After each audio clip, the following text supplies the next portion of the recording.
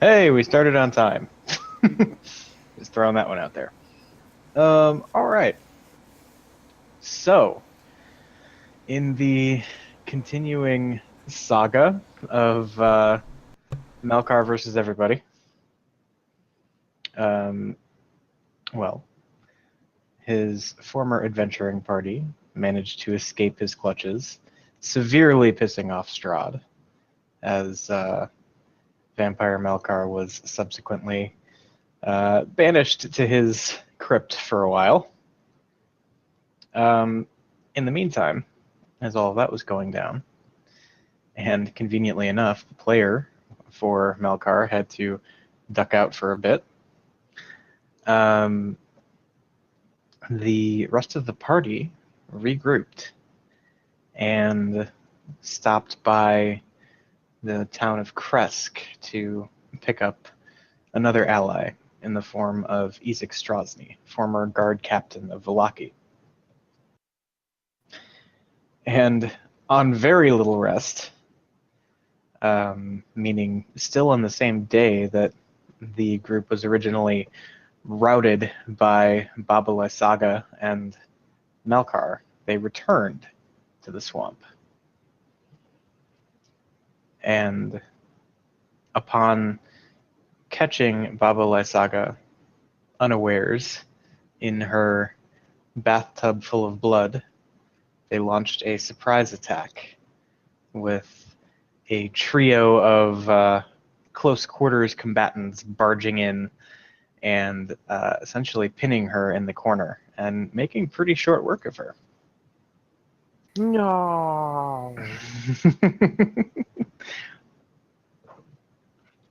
And in the following moments, the party recovered from the bowels of the creeping hut, the green glowing gemstone that seems to have been powering it, which their new were-raven friend Muriel recognized as something belonging to the Mardukov family. And recognizing it so, she pointed that out and seems to be pretty intent on getting it back to them. After clearing the place out, finding some handy treasure in the process, and also a trap rune, the party then abandoned the hut, but not before doing their best to ensure that it wouldn't be causing anyone else any trouble. So we left off last time with the party on their way back up the road, up the muddy dirt path that runs along the river, back toward the old Svalak Road and on to whatever lies next in their path. And so with that, I guess the first question is, collective party, what's the plan? Where are you going?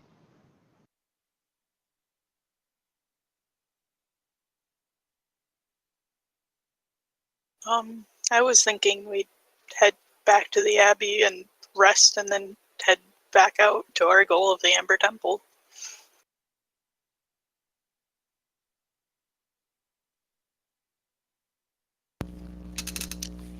Fine with me. Yeah. Okay. So, yeah, that seems pretty unanimous. So yeah, you guys embark back along the path and eventually along the old Svalak Road. I am taking a short rest. Okay. Yeah, letting the horse do all the work instead of flying around as eagles and whatnot. The Dreedu comes out and just. And is that a song of rest I sense coming? Yep. Okay.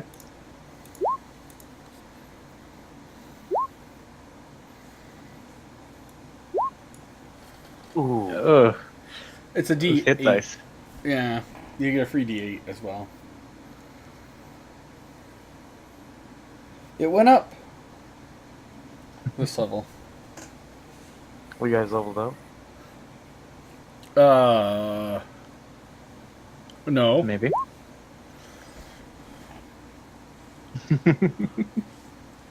Well, it was worth a shot.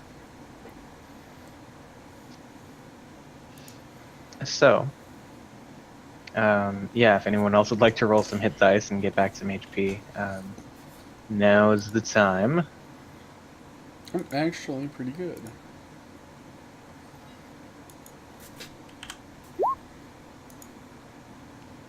Not bad. And you get a free D8 as well.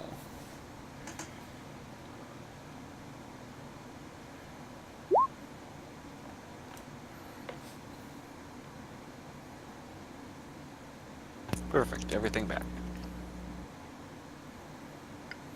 Okay. So as the party is making their way back to the Abbey, I think there's probably an abrupt cut as we watch one of the party members kind of lie down on top of the wagon as it's rolling along the bumpy path to an image of a barely visible, fuming Malkar lying on a stone slab in some dark crypt in the bowels of Castle Ravenloft. What's going through Malkar's head right now, and what is he doing in response to, well, recent events, barring the death of Baba Lysaga, which he doesn't know about yet? Pondering on my next move.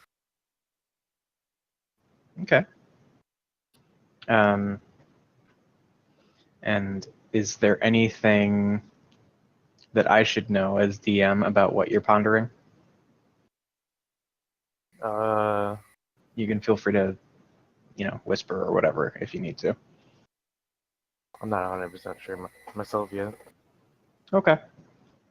Well, I remember last time before leaving, I said I wanted to try and commune with Cthulhu. Mm-hmm. Like, I worked before, but I want to try harder than ever. Okay. Go ahead and roll a d100.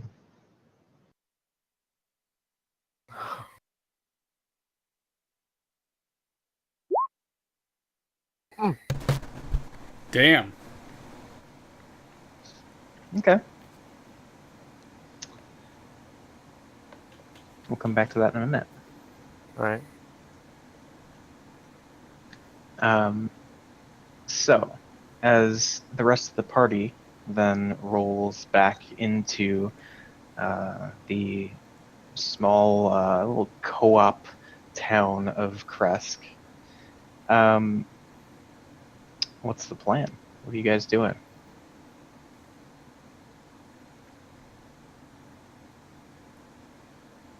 How late is it now? Like, isn't it pretty late?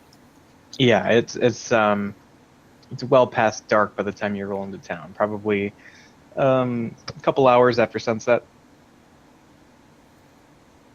I just want to go kind of straight up to the Abbey and hopefully find the abbot and inform him of today's events, especially including what Baba Lysaga said. I mean, Baba Lysaga said a lot of things. What specifically are you referring to? All of it. Just kind of the her story, I guess, of Strahd and about all her grandchildren. Okay.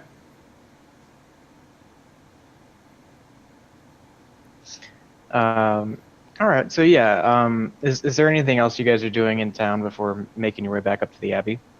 I mean, I know Yoan's got some designs, but anybody else? I'm going to bed. Seems reasonable enough. Yeah, I would say Ron is too. He's beat. Okay. So you guys just going straight back up and crashing out somewhere while this conversation is going on, or would I you like to guess accompany we're. Yoan for that?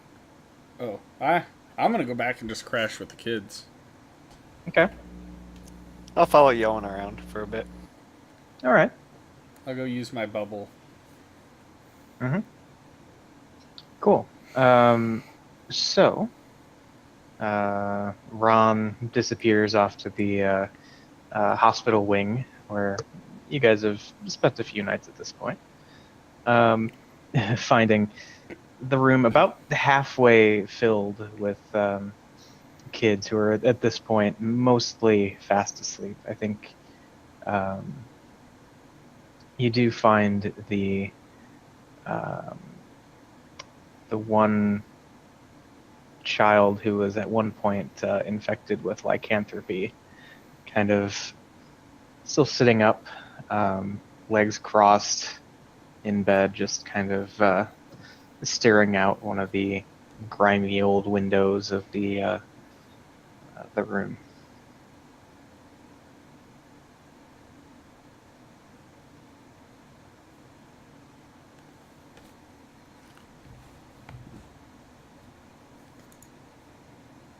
Is Ron doing anything or just going to sleep? Wait, you said he was what now? All the other kids are asleep, but the kid who was infected is just kind of sitting, legs crossed on his bed, staring out the window.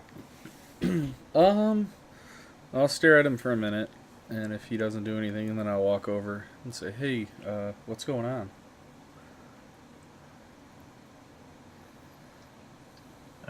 It takes him a minute to turn his gaze back to you, but when he does, um, you see his eyes are kind of red and bloodshot, and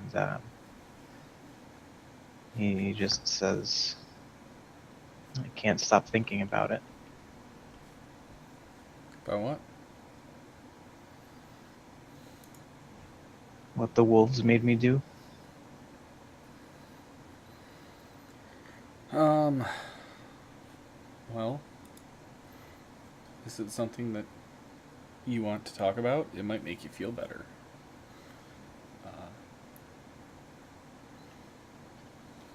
He kind of like furrows his brow a little bit and looks down and says, "If anything, I never want to talk about it again. Never want to think about it again." When did this happen? I don't know, maybe a month or so ago. Time kind of runs together when you're inside in a cage most of the time.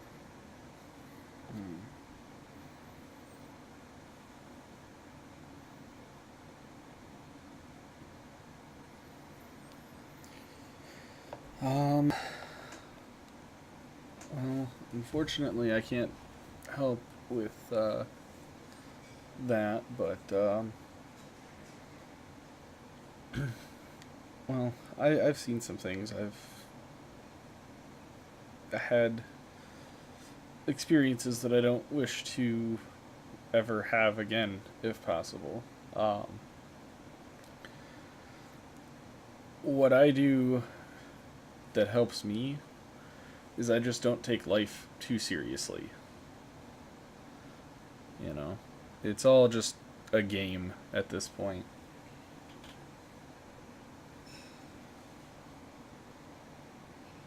And he kind of looks up at you, seemingly for the first time, really engaging with what you said. And he says, "You make it sound so easy. I mean, it's one thing to say that, but how do you just push all that out of your head?" Well, with me, I tend to lean more towards the musical side of things. Um, and in it, I have learned a bit of magic. That is a bit of a hobby for me, but I've done it through performing, through you know being a musician. You would have to find what drives you for yourself. I mean, what do you like to do? He thinks about that for a second. This is visibly foreign territory, considering where he's been focusing his attentions for the last month or so. But I think eventually he kind of you see him nod to himself, and he looks back up and he says, "Well, back home, my dad and I used to go fishing all the time, every weekend. I think I was pretty good at that." And how old is he, approximately? Probably like 8 to 10. Okay. I'll say, well,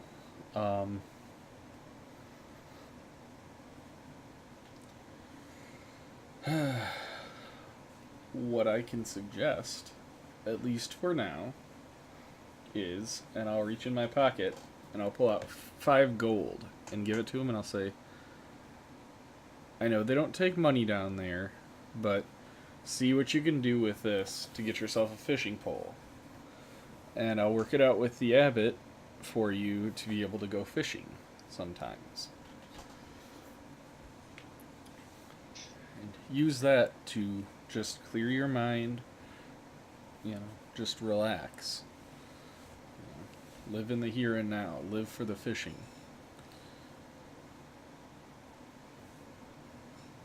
He kind of smiles a little bit, and he pauses for a long time before, like almost carefully, kind of extending his hand, sort of cupped to take the coins that you're offering him, and assuming you put them in his hands, he says, "Thanks."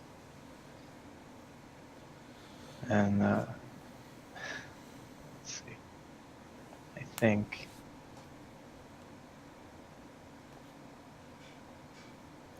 he kind of takes the coins and sets them, on top of the covers in the bed, and before you really have a chance to do anything, he just kind of like hops off and gives you a hug around the waist. All right, I'll return the hug. Okay. And I'll say, and if you feel so inclined while you're out there, and I'll slip him another 5. I'll say, pick up a spell book or 2, so you can practice. And I'll just kind of point off in, like, kind of a little ways away, and I will cast Prestidigitation and just create just a little tiny, like, almost like a sparkler light. No sound, just a light, and have it like just circle a couple times, and then fizzle out. And I'll say, that might be something fun to pass the time as well. All right, and yeah, I think at that point you see his eyes kind of welling up a little bit, and yeah, he just kind of nods and takes the coins and says, "Yeah, I'll do that tomorrow." Okay. Well, I'm getting ready to head to bed, so. Okay, well, good night and thanks. I'll see you in the morning, and I'll go over and just kind of nonchalantly cast my sphere for 10 minutes. Yeah, just walk over in the corner and boop, up comes the bubble. Basically. Yeah. Okay. Cool. Go ahead and take inspiration for that. Okay.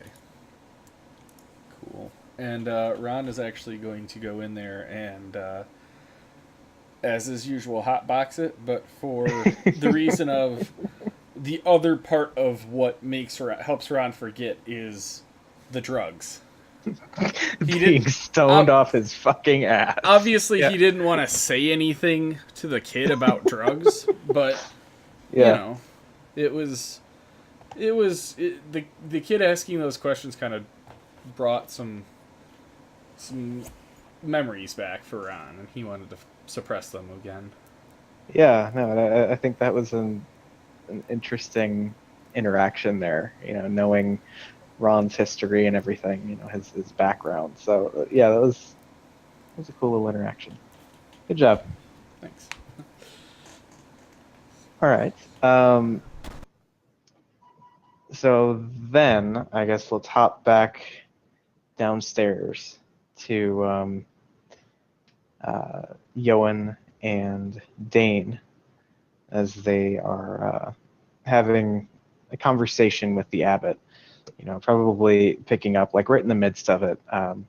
Yoan having just concluded telling the abbot about all the stuff that Baba Lysaga said, and all the stuff we already know. Let's assume that that's been covered.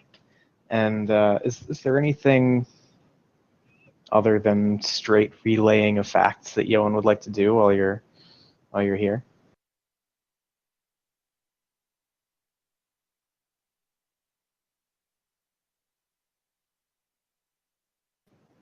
Becca?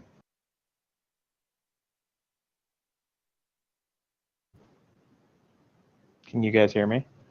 I can hear you. I can hear you. Yep. Okay. I can't hear her. Yeah.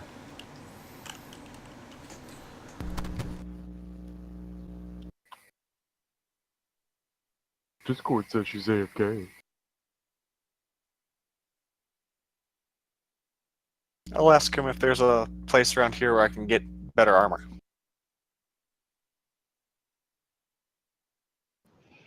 Okay. He says he doesn't think there are any smiths in town that really work on that sort of thing. I mean, there's always the possibility that someone may have scrounged something up, but there's not, I guess, what you would call a formal business or like provision or anything like that you would go to see about that sort of thing. Okay.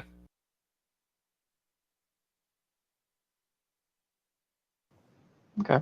Sorry about that. All right. So, yeah, did you hear anything, or were you just gone? He had to go out. Oh, okay. Gotcha. All right.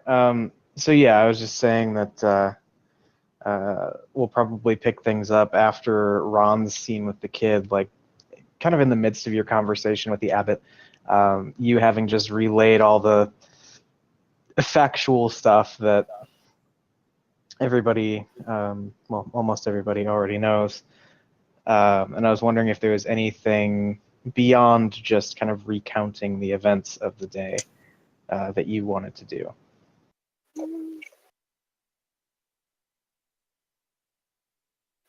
No, just let him think about the name of Strahd's love and such, and the person who he thought was going to, replace her and such. Mm-hmm. Okay. Cool. And then I know, Dane, you had asked about finding armor and kind of covered that ground. Was there anything else that you wanted to discuss with the abbot? Nope, that's it. Okay. Um, so I think as the two of you are like visibly almost beginning to nod off, it's been a long, exhausting day. The abbot kind of steps forward and says, "Allow me to pray over the two of you. You've been through some trying times, even just in the few days that I've known you, and I wish to bestow, even if not a material blessing, uh, some divine reinforcement." Thank you. And he kind of clasps a hand on each of your shoulders, and uh, what you kind of gather is sort of a rote prayer that he's said at this point thousands, if not tens of thousands of times. But even as he recalls and recites these words with a familiarity that kind of belies that repetition that he's been through, you can sense a certain earnestness to it that maybe someone who is just rattling off the old hymn book prayer or something might not be able to put into those words. In game terms, you don't feel anything, but you've been prayed for.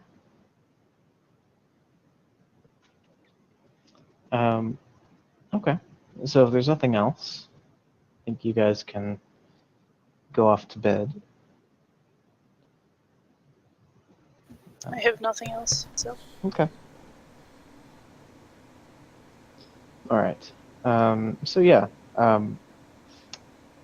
just to have a grasp on this, are you guys also going up to the hospital wing, or are you going to crash near the cart, or what's the plan there? I'll go up to the hospital wing. Okay. Sounds good. All right. Yeah. So everybody's kind of congregated in there. You see a big bright green dome in the corner. All right. I'll leave the dome where it is. Okay. So yeah, you all kind of sprawl out on the old straw-filled mattresses that rest atop the beds here in the hospital wing, and drift off to sleep. So, getting back to Malkar, I think several hours have probably passed, and toward the middle of the night, you are awakened by the grinding of the stone door to your crypt. And standing there, as he had been before, is your new friend Escher. And I think once the door opens and you kind of slowly work your way into consciousness, he just says, "Had a rough day?" A little bit. He nods and says, "I hate to be the bearer of bad news, but I think Master Strahd wants to see you again."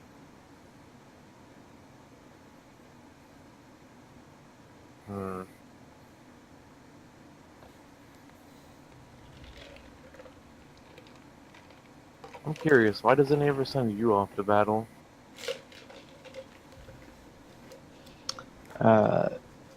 He kind of like visibly pauses to think of the right way to to word this, and he says, "Well, not all of us are fighters."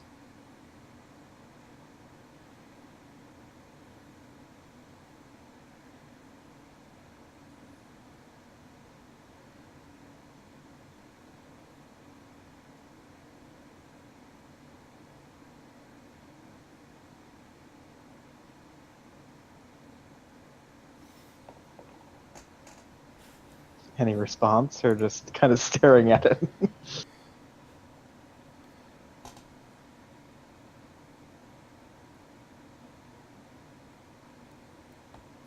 Or did you die?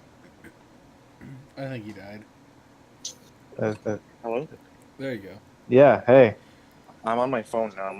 My computer's frozen up like 6 times in the past hour. I'm not even gonna bother with it. Okay. Fantastic. All right. So what Um, was he saying to my question? yeah, he kind of paused to formulate his words, and he said, "Well, not all of us are fighters." What exactly is it that you do? Well, I was but a humble assistant to a mage in my past life. Um, Beyond that, I'm talented with verses and uh, I know a lot of the old authors, but well, suffice to say, I'm more a denizen of the Lord's court than a capable fighter. Uh,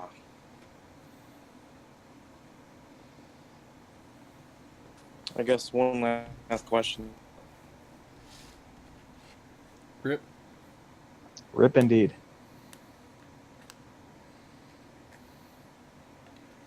No questions for him. Literally, as he said that, it just went out.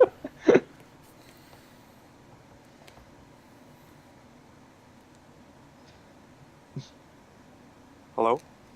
Hey. Hey. Apparently if my phone goes to sleep or whatever, it just closes the cord for some reason. Oh, nice. Cool. What was the last thing you heard me say? One last question, and then you cut out. Yep. Oh, I said to him, "Do you think today is gonna be my last day?" Your last day. I don't think many of Last our type have last days. what? He said, I don't think many of our type have last days. Well, when I returned, uh, Strahd wanted me to fight my old group, and regardless of outcome, he wanted either them to die or me to die. Well, it would seem then that your task is clear. They don't have the gift like we do. What could you possibly have to fear? They got numbers.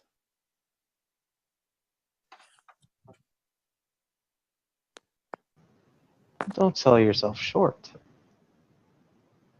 You seem pretty formidable in your own right. Certainly stronger than those of us just lounging about here in the castle all day, at least most of us. Hmm. I guess I get up, and as I walk by him, I kind of pat him on the shoulder and go towards wherever Strahd is. I think there's like this really awkward moment when he kind of raises a hand to like put it on the hand that you put on his shoulder, and then you have to pull it away. But yeah, Asher's an interesting fellow. All right. So let's cut back to the Abbey for a moment. So first things first, everybody sleeps peacefully through the night and receives the benefits of a long rest. Thank goodness.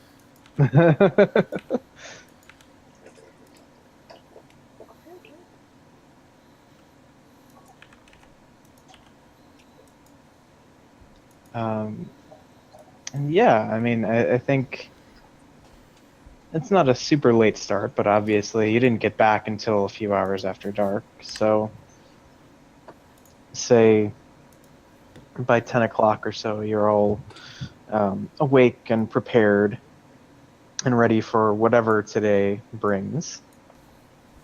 And so, does anyone have anything they'd like to do before the party hits the road once again to maybe this time actually go through the Solenka Pass and make it to the Amber Temple?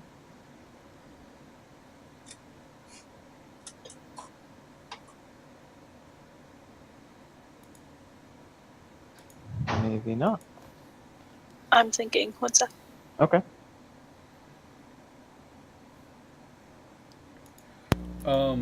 Those who slept upstairs. Anybody who was awake at the time Ron was up, uh, you will see, like as the bubble pops, Ron is surrounded by the furniture. Because I've cast animate objects. As I was sleeping, I had sleep cast the spell. Yeah, totally. So, but yes, that is the thing. Okay. So I'm just surrounded by objects. Okay. Just a bunch of chairs and shit. I want to on our- ask. Oh, sorry. No, you go first. I want to ask the group what the mysterious green gem is that I found. See if they know anything about it in the treasure chest. Okay. Well, would you guys have allowed Muriel to just kind of accompany you all the way back and probably loiter about the Abbey somewhere? Yeah, that's fine. Okay. Well, if she's there, she'll say, I think this is one of a few that were taken from the Wizard of Wines.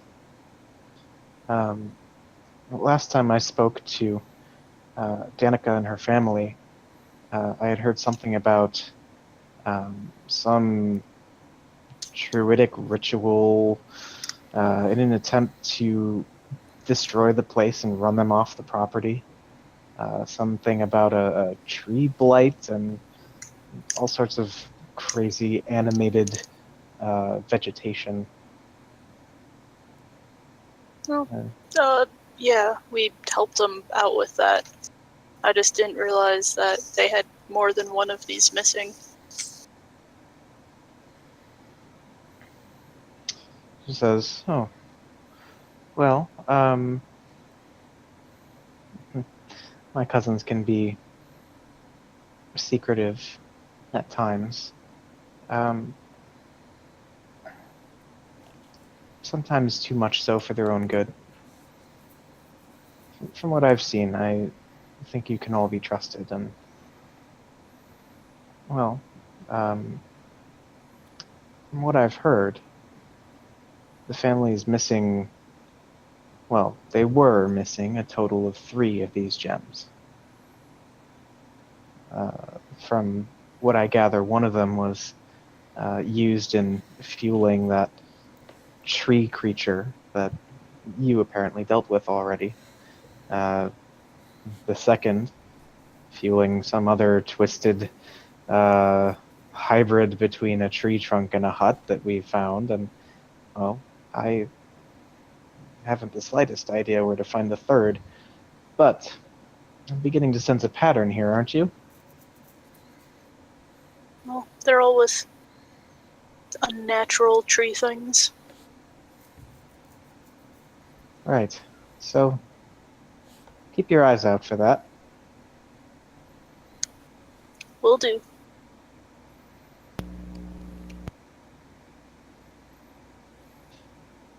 She nods and says, well, while we're in Kresk, or nearby at least, would you mind stopping by Wizard of Wines, or at the very least allowing me to bring the gem back to them so they can uh, continue with their rebuilding? Oh, yeah, absolutely. Am I down there too, or no? Sure. I mean, let's say everybody's assembled. Okay.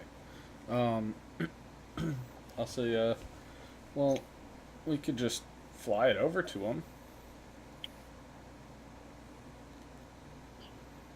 If what I've observed about you and your party is correct, I think it's a bit more taxing on all of you to take flight. Am I correct in this? Oh, well, Not, yes. I mean, a little bit, but not too bad. Well, Well, I am worried that I might need that later.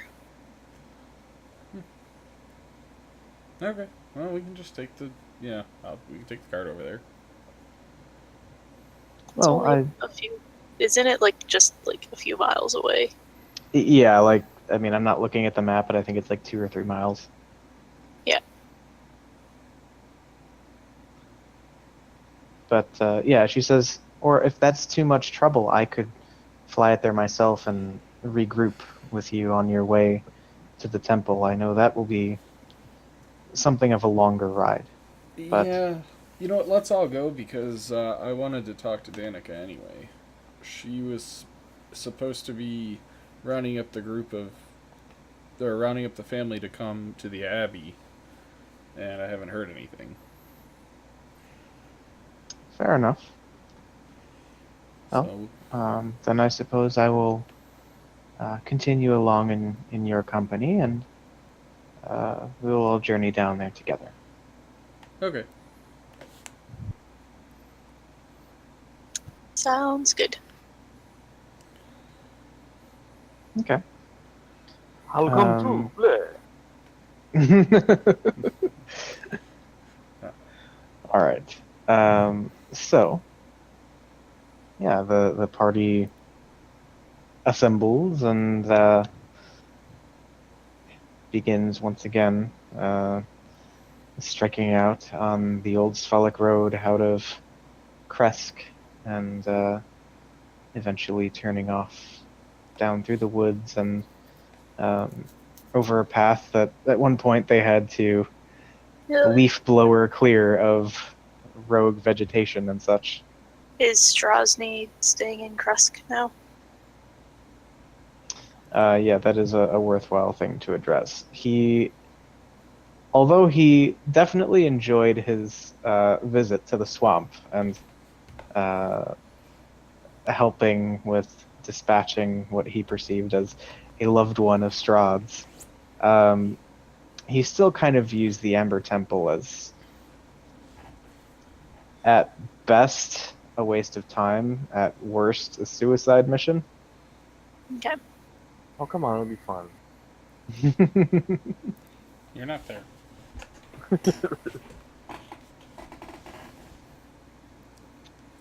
And so, yeah, I think he opts to reconnect with his friends Soldar and Yevgeny, and I thought you were start gonna say hitting his friends like rum and whiskey.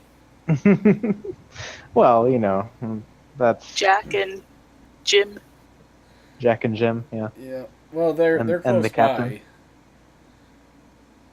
Well, yeah, Captain is Ezek. And you got Jack and Jim.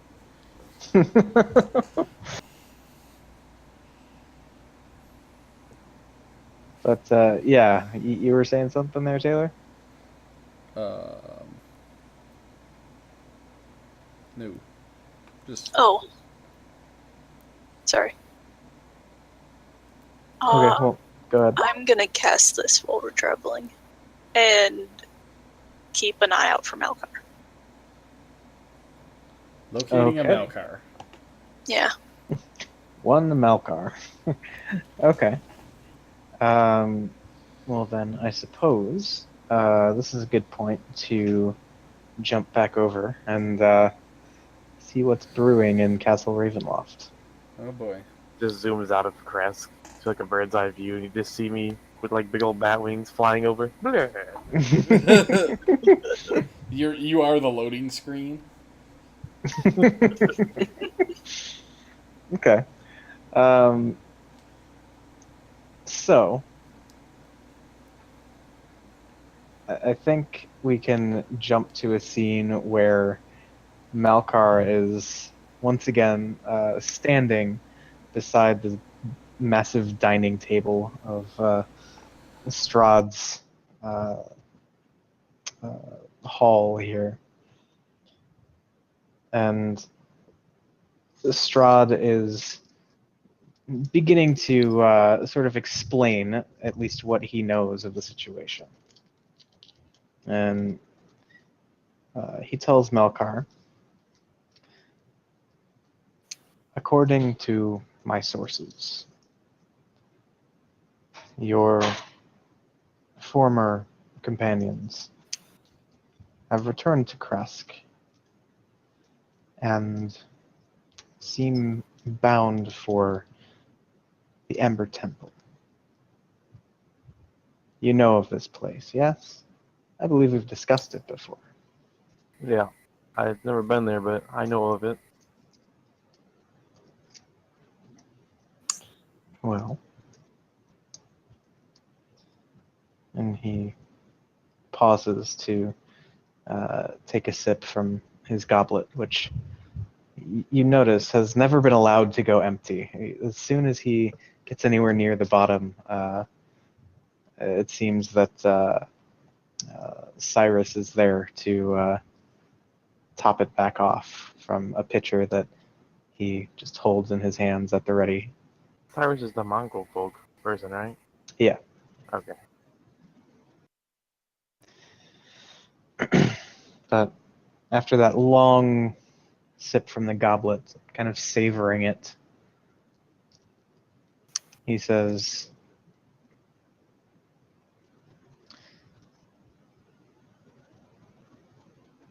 have you a plan for dealing with them?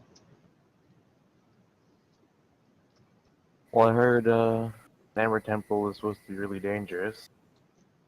So maybe while they're distracted, I could pick them off. Unless you have a better idea.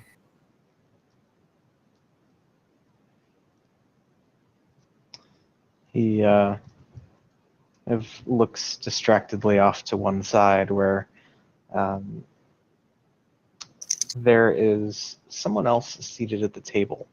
That if this were a movie, the camera would probably just acknowledge them by zooming out a little bit. It's a relatively young woman. I mean, probably 19, 20 years old. Wide eyes, dark hair, kind of pulled up into a bun atop her head, dressed in this really over-the-top, elegant dress. And she just kind of seems to be um, out of it, like just staring off into the distance. Kind of a dopey smile on her face. After taking a second, looking off in her direction, Strahd kind of turns back to you and says, I leave it in your hands. You know the stakes. And I know that this is quite the opportunity for you to prove your worth. capture them or kill them. It doesn't matter to me. Speaking of capture, last time I encountered them, Ron said something about he'd be willing to turn into a vampire.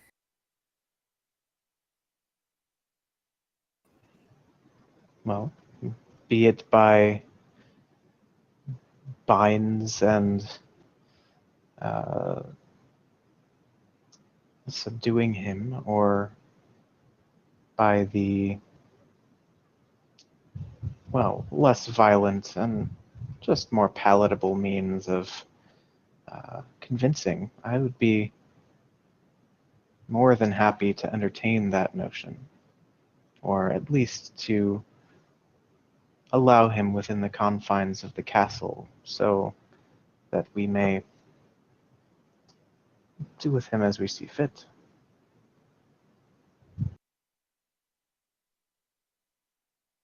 Alright, and then I also heard the area of the Amber Temple outside in the mountains is supposed to be really cold. Do I have to worry about that as a vampire?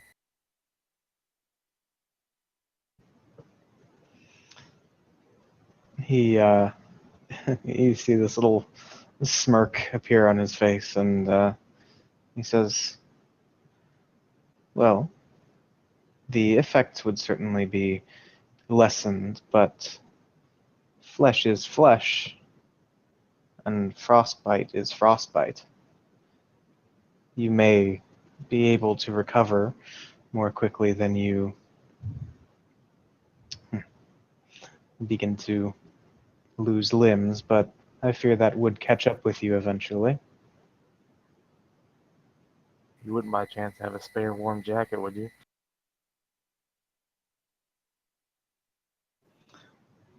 He turns to Cyrus and says, be sure he gets a cloak before he leaves.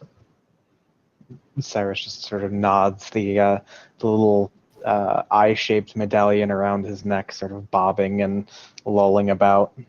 You could swear it almost focuses in on Strahd and then on you for a second before just kind of loosely rattling around again. Kind of look over at the girl sitting at the table.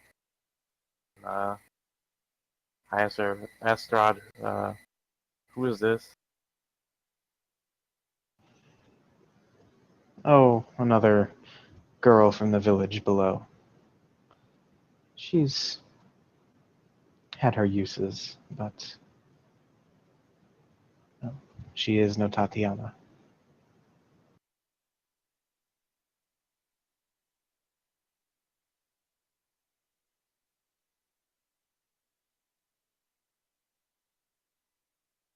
Didn't you say you're quite powerful in the arcane?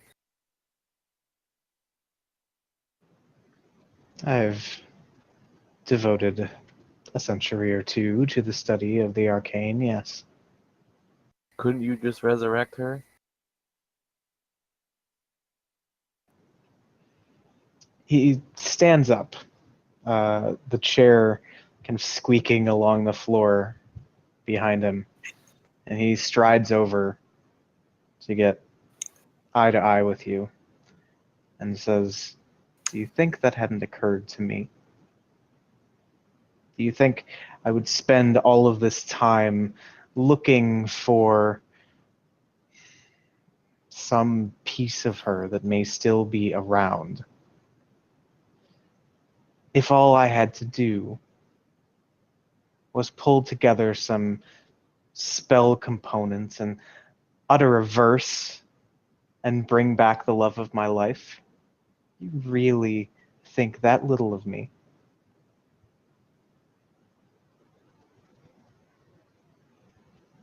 Didn't mean to upset you. It was just a thought.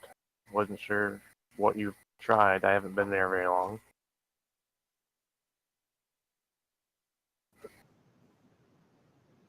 Go. And he turns around. Doesn't sit back down. He just leaves his back to you.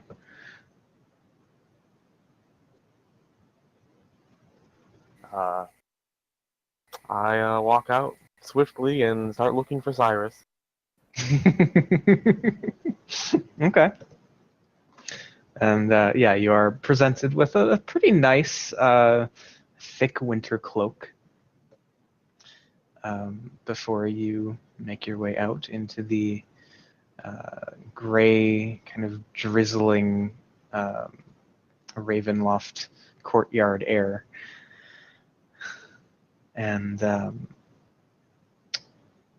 well, I know we have to be a little cryptic about this, but transportation-wise, are you Same as bringing last time, something? or- Yeah, are you bringing something with you? I mean, it'll be a long trip. I probably should bring that thing. Okay. So yeah, you gather your materials and you are off once again, making your departure from the courtyard and over the mountains that overlook the tiny village of Barovia, where a lot of this adventure sort of came to begin. Wait, I'm flying? I didn't say that. Oh, I mean, you realize that there's a mountain path that leads to the drawbridge, yeah? wait, what? I thought it was go across the drawbridge and then it was like straight in. Right. Outside the drawbridge, there's a mountain. Yeah. That's what I'm talking about.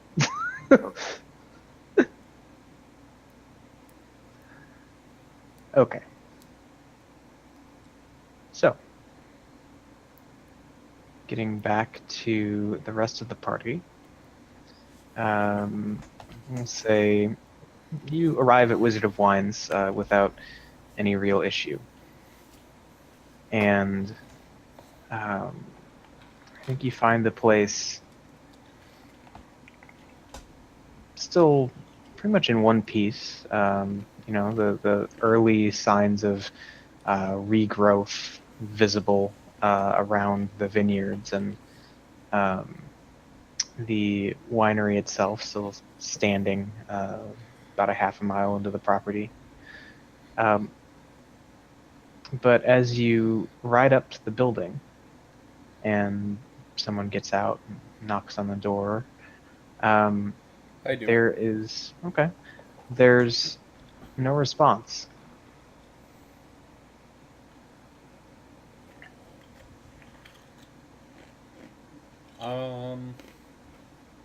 I'll open the door. Okay. I mean, it's locked. Well, I won't open the door. I'll say, well, it's locked and it doesn't look like anybody's here.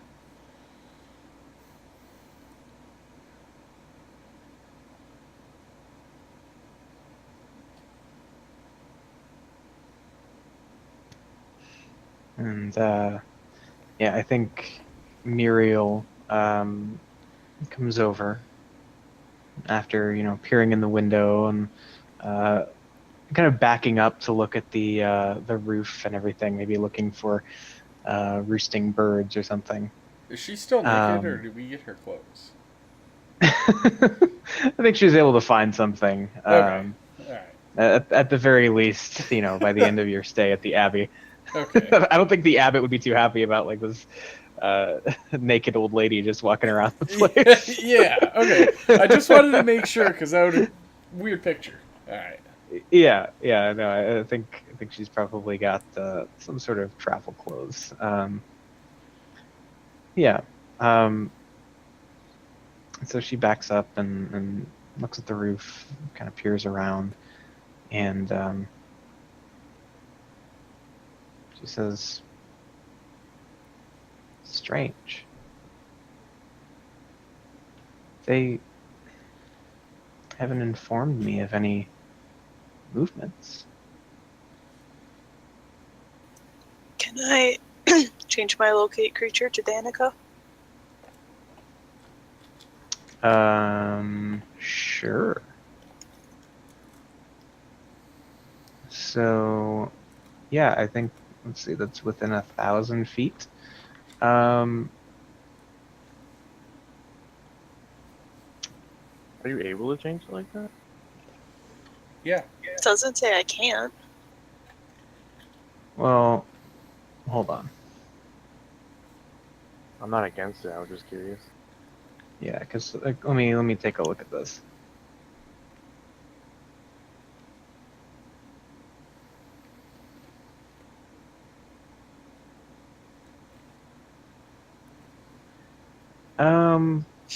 Yeah, I mean, I think you would probably have to recast it to do that. No, I don't want to recast it. Okay. I'm sorry. I mean, it's all right. I think that's fair. But yeah. So you don't recast it, and well, here you are in front of an apparently abandoned winery. I'll look at Muriel and say, "Can you turn into bird form?" And I'll just like stick you in a window and have you unlock the door. um, she says, "I'm sure I could do that." That way we Uh, can figure out what's going on here. all right. Yeah, she seems on board with it. So, I mean, I think she could easily enough, like, at least patrol the perimeter and look for an unlocked window or something, if that's what you're going for there. Yeah, I'll find an open window and Okay. I can stick her through. Okay.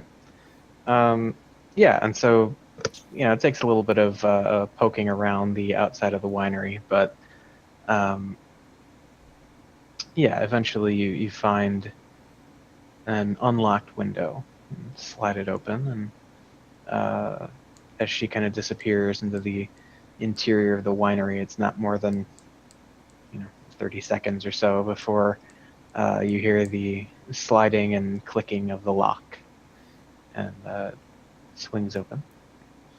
And standing there is Muriel, and she says, "There's no sign of anyone in here. Hmm. I don't like this." Um.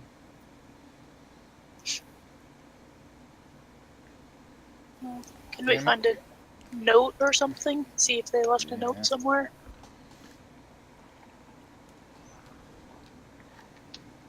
Muriel nods, and yeah, I think, well, you've all kind of explored the interior of the winery, and I'm saying this not so much in that I expect you to have it memorized or anything, but your characters would probably remember that there were a few secret doors scattered about. Um, and I think as you watch Muriel, she kind of immediately heads up the stairs toward what you would remember to be the office of this building, and uh, kind of poking around in there, opening a secret door to the private chambers of uh, Davian and his wife. Um, yeah, I think you all. Well, go ahead and make. Let's call this investigation checks.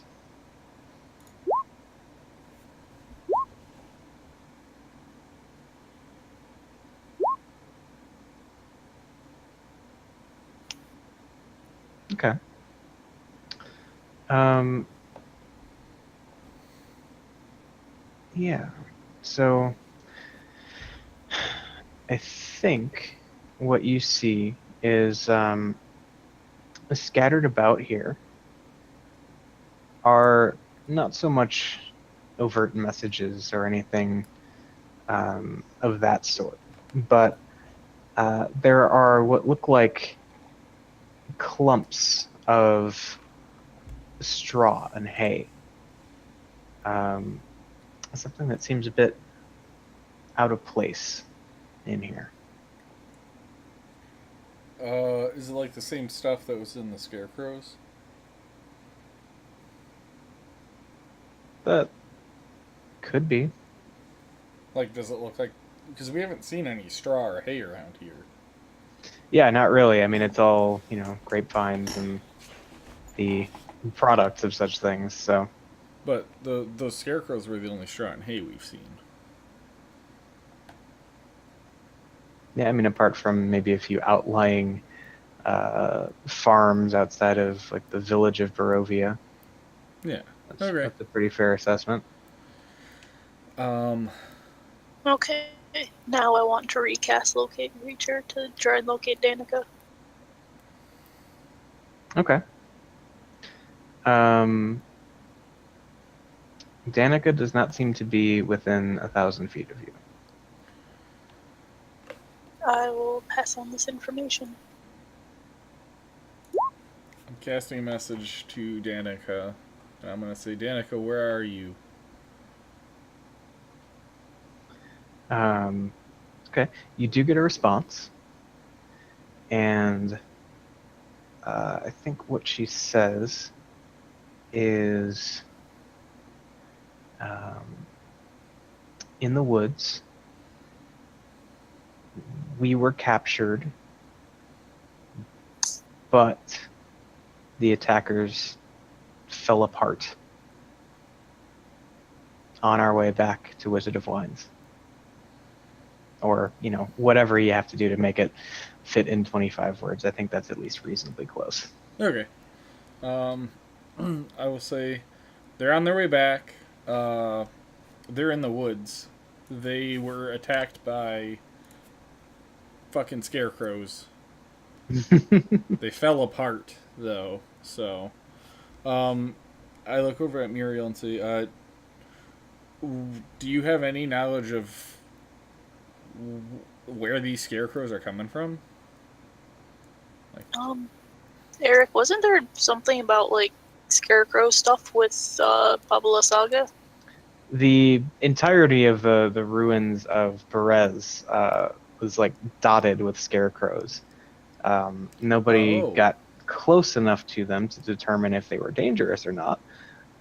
But you've seen scarecrows there. Oh. Oh. So when we killed her, that might have broken the spell. Probably. So Well, we literally killed two birds with one stone. I think we killed exactly 0 birds. Yeah, I was gonna say, but- does Ron say that out loud? Because he probably Yep. gets a really dirty look from Muriel. Yeah, he when does say uses that out loud. figure of speech. Yo and face palms. Yep, that's a round thing. So yeah. Okay. And then he looks around and realizes what he said. He goes, "Oh, I'm sorry." It's an expression. It's a bad expression. I didn't make it up.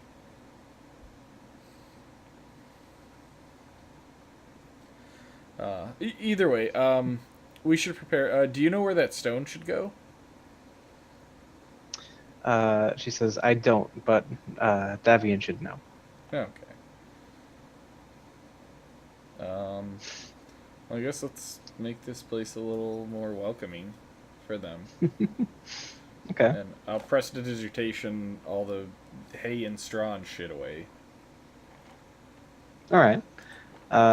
Yeah, so, maybe spend some time cleaning the place up. And, I mean, where ravens can fly, so it's not like you have a long wait ahead of you. No, I'm just immediately cleaning up the area. Yeah. It's probably not more than 45 minutes before the front door kind of squeaks open again, and you see... Yeah. I have a question.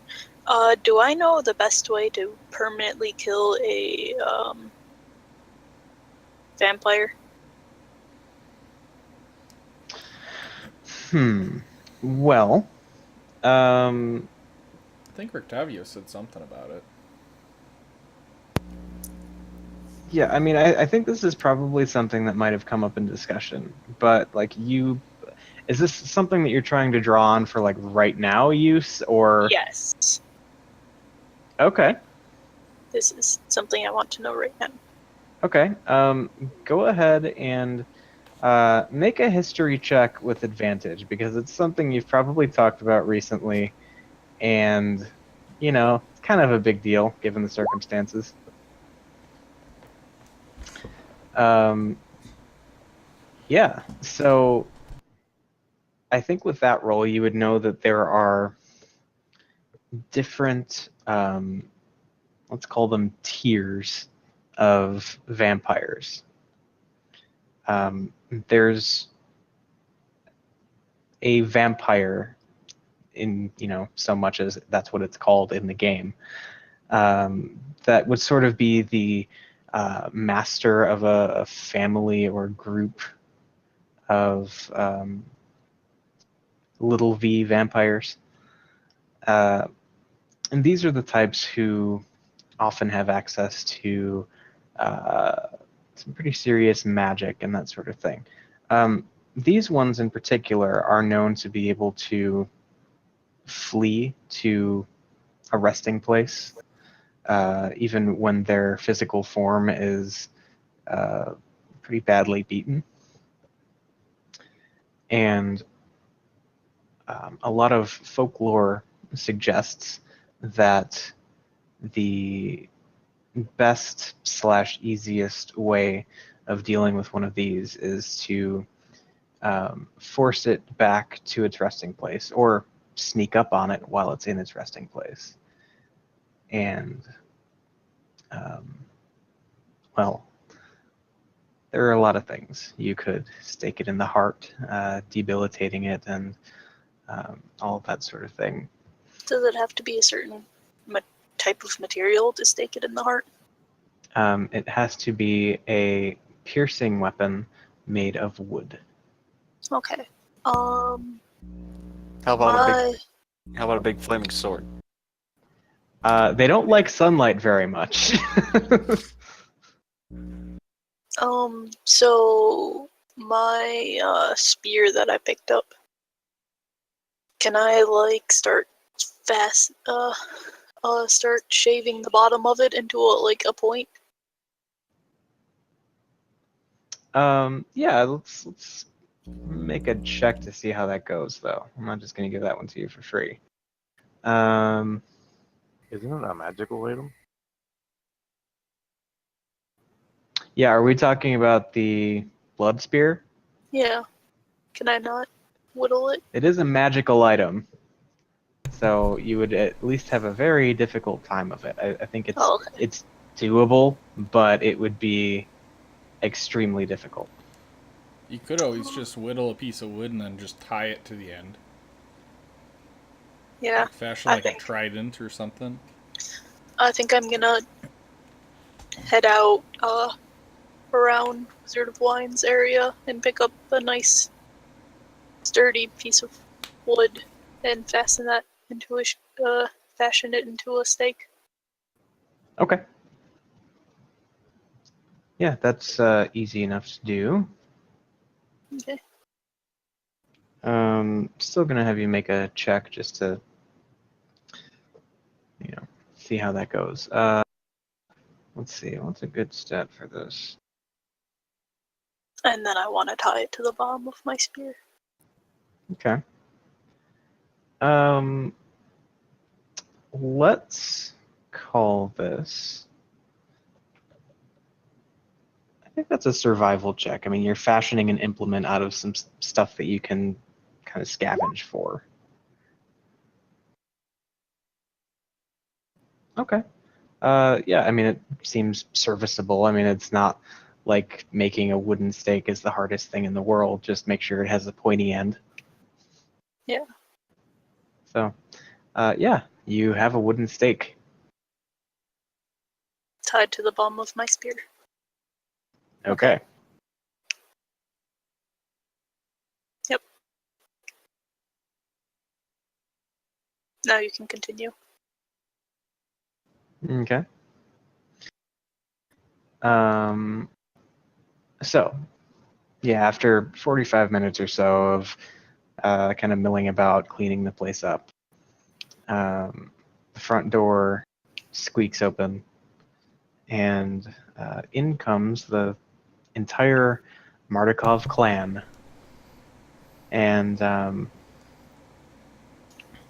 yeah, I think there's a sense of relief that you can see pretty apparent on Muriel's face as they all come filtering in, and I think she meets Danica's gaze as she comes walking in the door, and she says, um,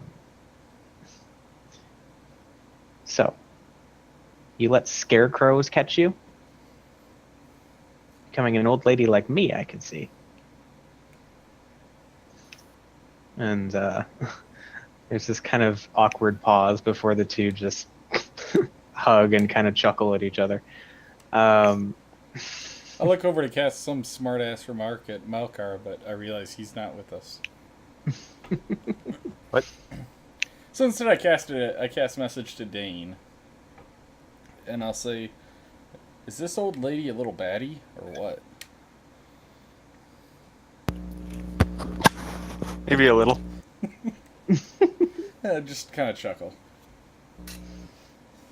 okay. Yeah, and after all the reunion is kind of taken care of, Muriel greeting a number of the family members, and um, everyone kind of finding a place to rest their weary, well, not too long ago wings, but now arms. Um, yeah, I think you guys have the opportunity to kind of talk through this a little bit. So, with everybody situated, what are you talking about first? Well, first of all, I'll say, well, I thought you guys were going to follow us out up to the Abbey. And she says, "Well, we were, but then the winery came under attack again. And while they weren't the strongest of foes, there were too many of them for us to be able to all get out safely. And in the interest of living to fight another day, we went with them." And they didn't hurt you or do anything? Well, once they managed to capture a couple of the young ones and held them for us to see, it seems that they were at least present enough of mind to acknowledge us when we came back, and seemed they wanted us somewhere. We didn't really get a chance to see where, though, as late yesterday they all just disappeared. Well, didn't disappear so much as collapse where they stood. They were scarecrows, right? They were. Yeah, we found an old witch in the woods. We also found Melkar in those woods, as well. Melkar's bad. He tried to kill us. So, but she was, I believe, a witch. And it seems that when we killed her, your scarecrows stopped. What did they stop around? What was it, midday yesterday? Yeah, it would have been a couple hours before dark. Oh, okay. So did But they? yes, it seems like those times line up. So, yeah, I'm guessing that we killed the one that was controlling them.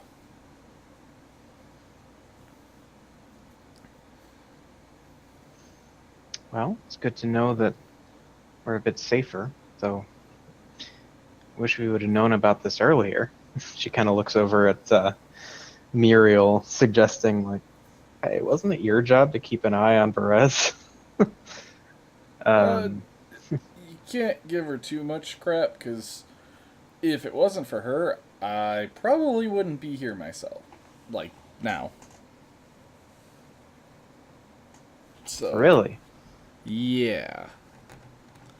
She saved me from, actually, the witch that we eventually went back and killed.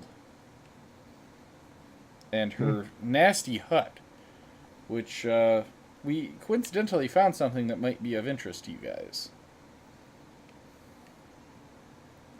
And yeah, you see her kind of squint her eyes, looking at you like, what? I'll gesture towards Muriel, because I think she had the stone, right? Yeah. And Muriel steps forward and producing from one of the pockets of her new cloak the glowing green stone, kind of showing it to Danica and Davian. And yeah, I think Davian especially, his mouth kind of goes wide and he says, you, oh, thank the morning lord. Well, this is a far better day than I could have expected. I'm I'm glad that you knew to grab this. And kind of slowly, his old man walk makes his way over to Muriel, and he says, "This is a turning point for us. I'm not sure where the third one is, but with these two, we'll, well, given enough time to grow sufficient supply, we'll be able to put out more wine than we've been able to for decades." Do you know what stole the third one?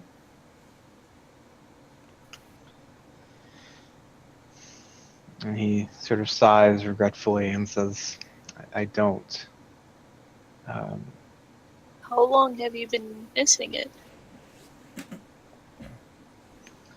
um, he says, well, that one has been gone for several years, several decades, as a matter of fact.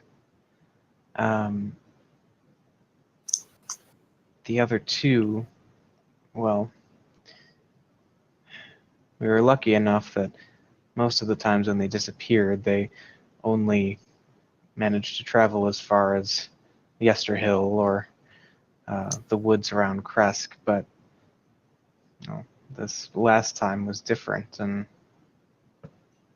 well, several years ago now, the green stone disappeared, and we had no idea where to look for it.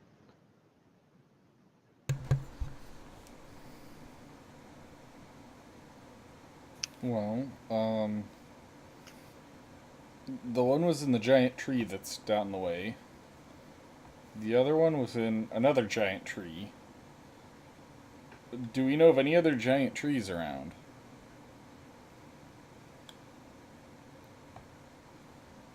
I think there's kind of a general consensus of no from the Mardikovs. Because they all seem to want you.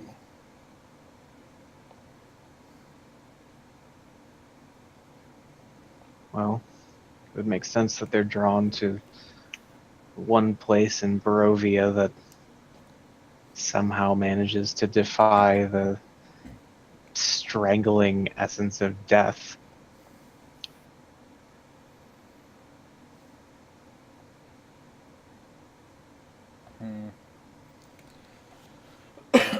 Well, I wouldn't put that in the ground yet. I would take that with you to the Abbey of St. Markovia? Mm-hmm. Um,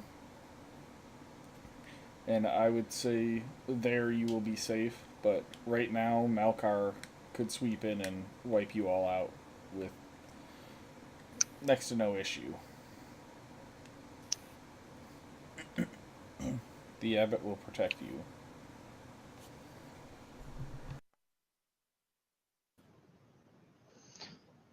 I think he nods and um, kind of clutching the stone to his chest. He says, "Very well." He turns to face his family and says, "Grab what you need. Pack up any belongings that you can't go without, and we'll leave for the Abbey before dark." I will, like, as they're going away, I'll kind of, or as he's stopping and they're starting to scatter, I'll gather the kids and say, and by the way, kids, say hi to my friend Otto. He loves to play.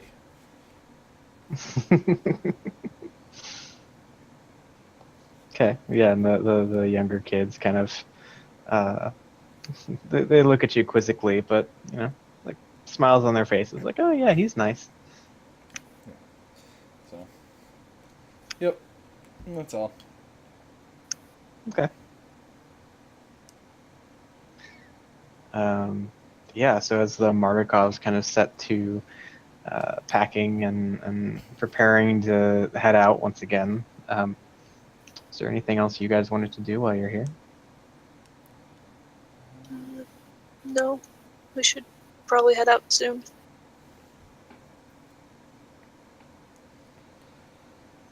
Okay. Before I do head out, I'll get Danica to the side and I'll say, see, Danica, I told you I could turn into a bird.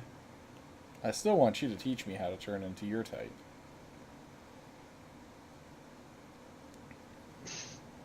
She sort of chuckles and says, "Maybe another time. I think you're quite powerful as it is.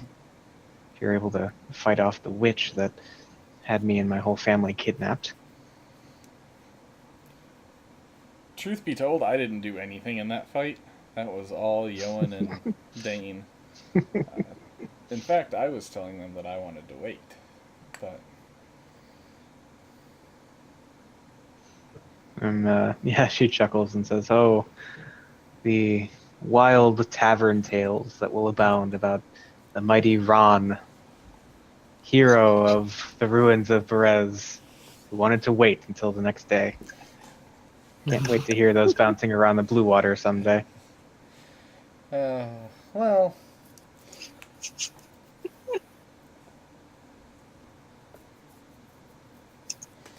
fair enough, I suppose. And yeah, with another little chuckle, she's kind of off to take care of her own stuff. Yeah. So cool. All right, let's hop over to Melkar for a minute. So using the means of transportation that Melkar used last time, um, safe to assume you are heading straight for the temple, at least best you can with the knowledge you have. Uh, I guess. Okay. Going to send the message Okay. to you.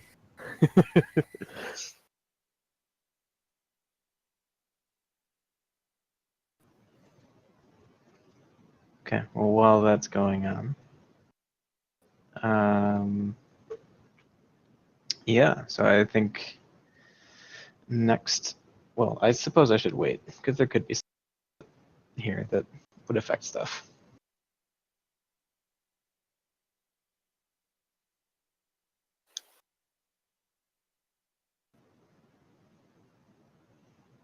Did you know that a cozy bunny is typing right now somewhere out in the world?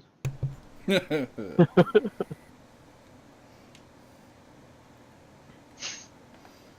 that makes sense.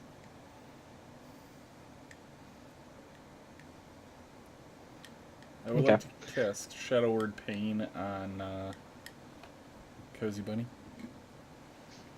Shadow word? Yep. Sure. Wow spell.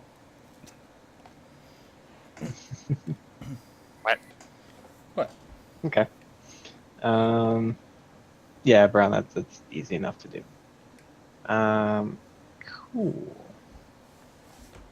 So the real question is, how does this all shake out? I mean, I think you've got enough of a head start that whatever plans you may be scheming could come to fruition.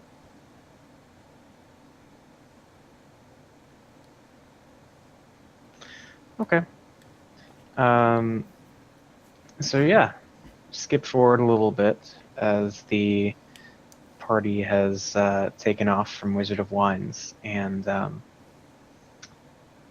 yeah, you are making your way south toward the Selenka Pass,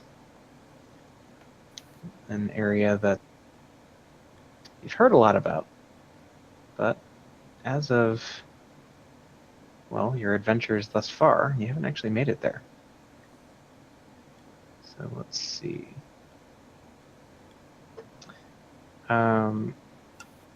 So as you're traveling south through the woods, eventually reaching the little bend in the road where you all sort of reconnected after your little encounter with the Dusk Elf Renan.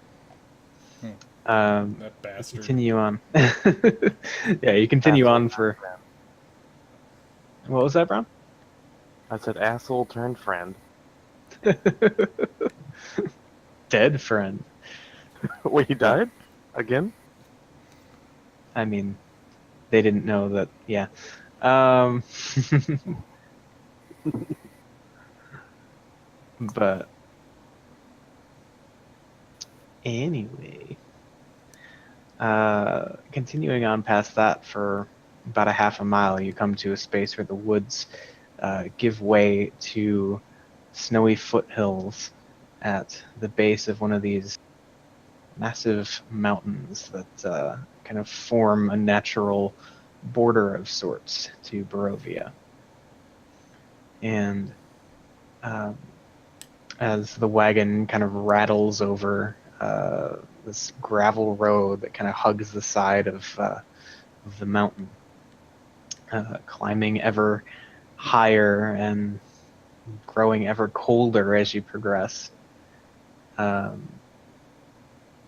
You eventually come to a bridge. And more than just a bridge. Let's see. No relevant handouts, I suppose. Alright, so yeah, you see this bridge sprawled out in front of you. And I guess I'll kind of paint the picture here with some of that wonderful box text. Oh boy. The shelf of rock on which the mountain road clings grows narrow. To your left, the icy cliffs rise sharply toward dark rolling clouds. To your right, the ground falls away into a sea of fog. Ahead, through the wind and snow, you see a high wall of black stone lined with spikes and topped by statues of demonic vultures with horned heads. Set in the center of the wall is a closed iron portcullis, behind which burns a curtain of green flame. On the other side of the dark wall, gripping the mountain's edge, is a guard tower of white stone topped by golden statues of mighty warriors.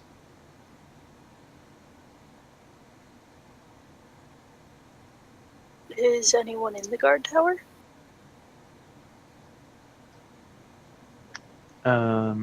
Well, the first thing to note is that the guard tower is on the opposite side of this portcullis and curtain of fire and stuff, so it's kind of far away. Okay. Like, let's see, to give you an idea.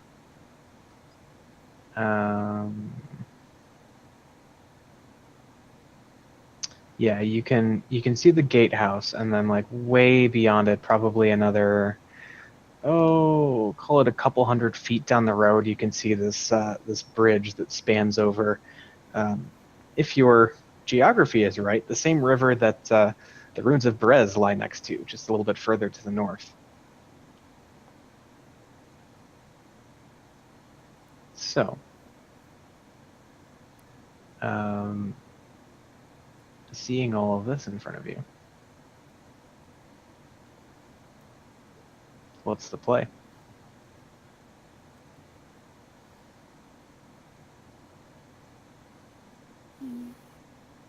Continue on. Well, there's a closed portcullis and a curtain of green flame.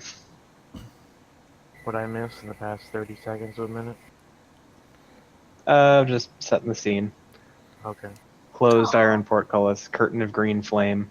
I mean, I turn towards Ron and ask him if... Well, I want to see if I can find a way to talk to people, and I want to talk to people and see if I can find a way to raise the portcullis and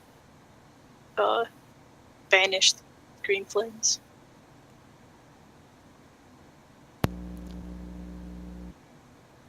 The controls are probably on the other side of the portcullis. I mean, I could get up Or in the there. tower.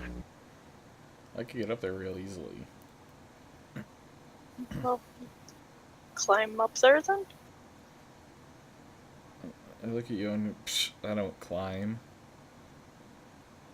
I fly up there then.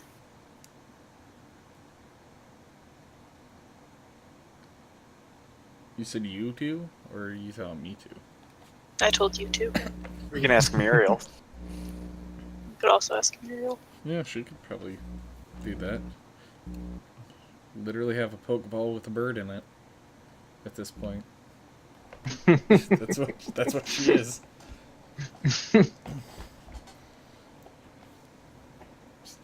Pet bird. I think we should have her go scout and see what she sees. I ask Muriel if this sounds good to her.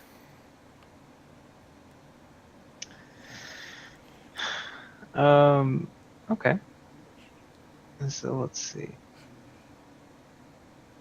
Her scout is an elderly raven.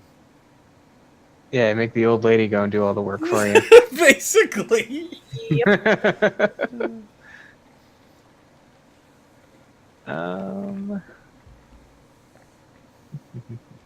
I mean, you could always bite me, and I'll do it.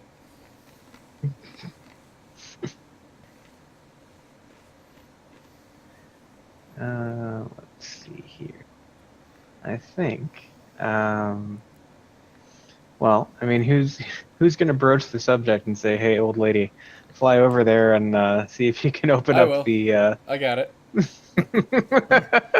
Okay. I'll just walk up and say, "Hey, Muriel,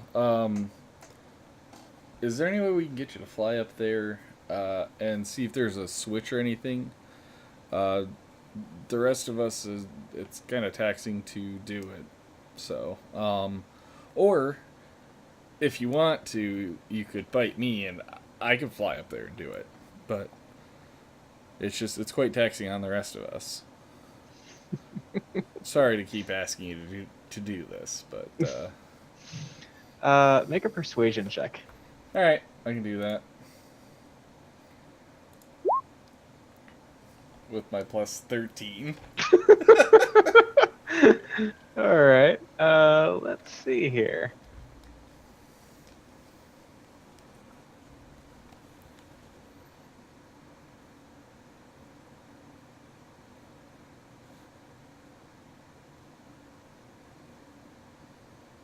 Will I die? Yes. Rip in pieces. Yep. So let's see.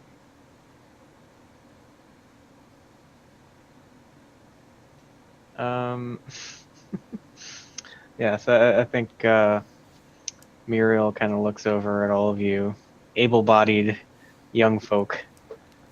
Says, well, and what could it hurt? And yeah, I think she transforms into her hybrid form. This like monstrous black feathered cross between a raven and a human, and begins to flap the large wings that her arms have turned into. As she's getting ready to fly away, I'll say, "Thank you very much," and I'm gonna inspire her. Okay. So just in case she needs it. All right. Cool. So, yeah, she takes off and begins to fly up, eventually kind of breaching the uh, big, like, black wall thing that lies in front of you, complete with the flames and portcullis and all of that. And as she kind of crosses that line, that the black wall in front of you sort of walls off, you hear a crackling sound from the top of this wall. And you see um, a bit of movement up there. And on top of this black stone, specifically atop the battlements here, a pair of these statues begin to move. They sort of turn their heads to face Muriel as she flies over. And simultaneously, they both leap upward and off of the wall and flap the large wings that just a second ago were made of solid stone, but now you can see they are these big black feathered things that are probably considerably larger than the wings of Muriel. Actually, for a bit of perspective,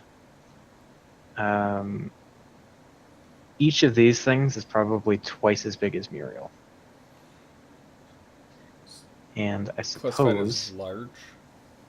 they are classified as large. Okay. And I suppose we should probably roll some initiative. All right. So let me get everything set up before you guys go and roll your stuff. This is still outside, right? My computer froze like 3 times in this one conversation. Yeah, we heard you popping in and out. Yes, they are still outside. They haven't reached the temple yet. They are at a wall and a gatehouse that basically protects the river crossing that leads across the Lunar River to what would eventually lead you to the Amber Temple. Let's see.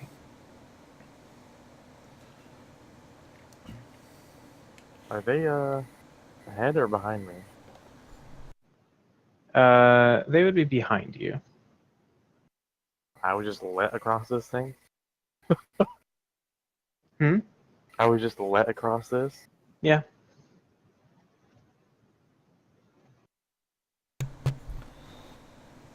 Strahd's not telling me everything.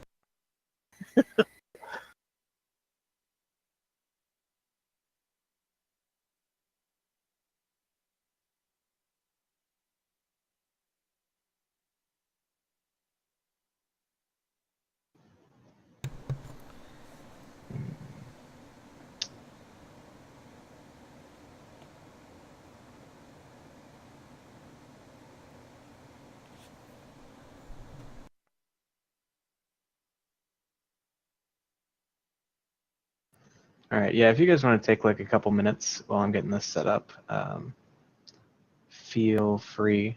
I wasn't sure what kind of approach you guys would be taking, so it'll take me a second to get all this stuff pulled into this map. Pull everything in from all approaches.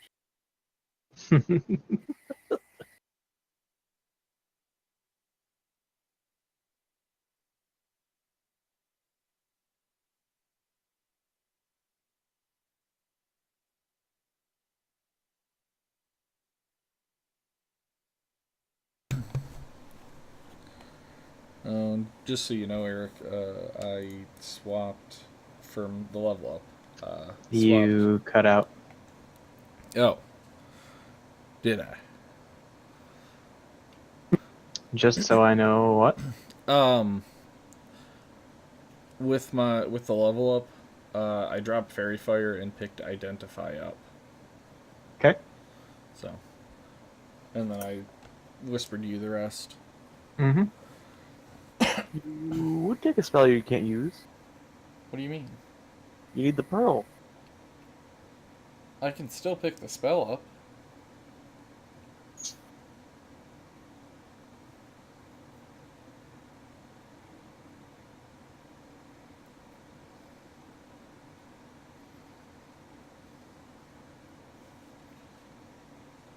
So, but that was all.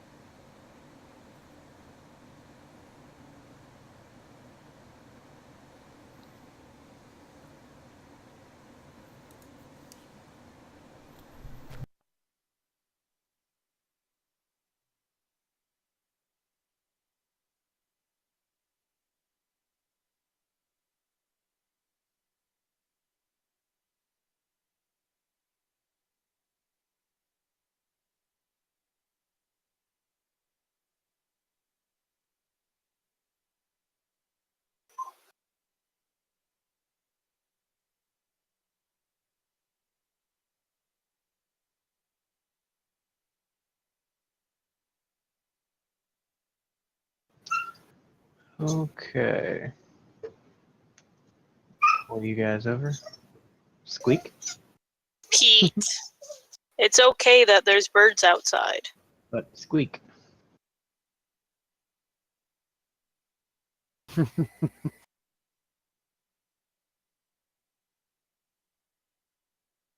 Why you not eat your chicken? So why you not eat your chicken? Didn't like it?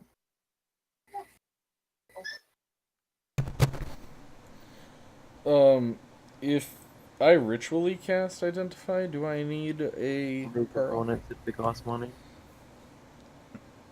Yeah. The arcane focus only gets rid of components for things that don't have a cost to them. Okay.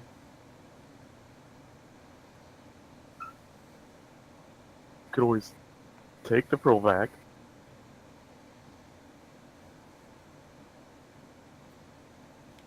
I'm good.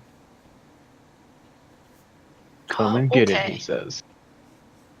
I need to let Pete out to chase the birds away. I'll be back. Now that I'm done getting everything set up.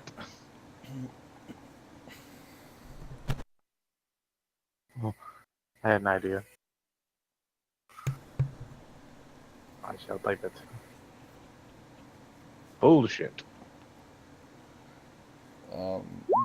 DM, can I go straight to the nearest supermarket and buy a pearl?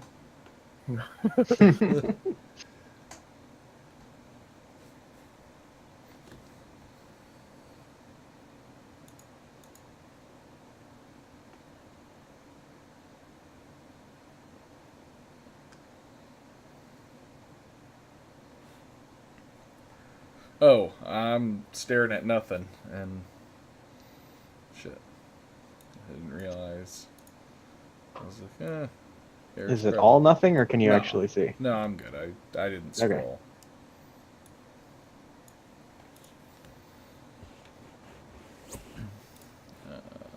There's that handsome devil.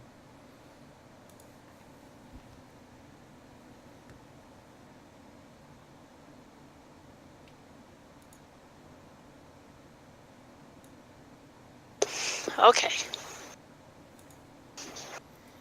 Okay. It was not birds this time. There were some bunnies How dare there be bunnies? copulating in the backyard. Copulating.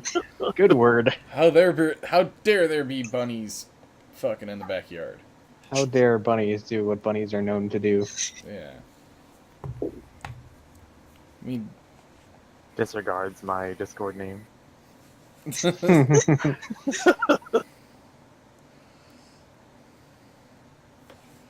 Okay. Nope, not okay. Well, they're not doing it anymore. well, that is obvious. Your dog is indeed a cockblock. They even ran in 2 separate directions. Yeah, they use the old scatter technique. Roll some initiative. Okay. Well, I wonder how long it'll take for them to be back. Sadie doesn't care, which is probably why they're in the backyard. Oh, the whole group's there, NPCs and all. Yep. Yeah. Oh boy. Look at that initiative. Damn. That initiative indeed. Okay.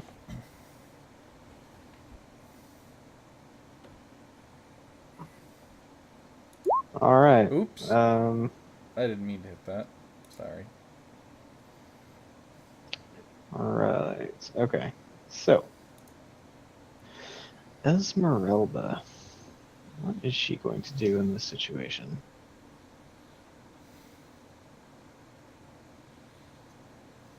Mm,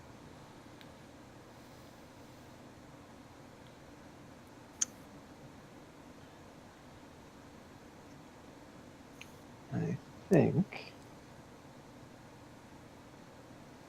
she's just going to cast Firebolt at the creature on the right. By the way, can you guys? I'm not sure where the dynamic lighting stuff is drawn. Can you guys see the monsters? No. I can see Okay. the edge of one, I think. Well, Yeah, I Yep, I can can see see yeah. their Let outsides. me.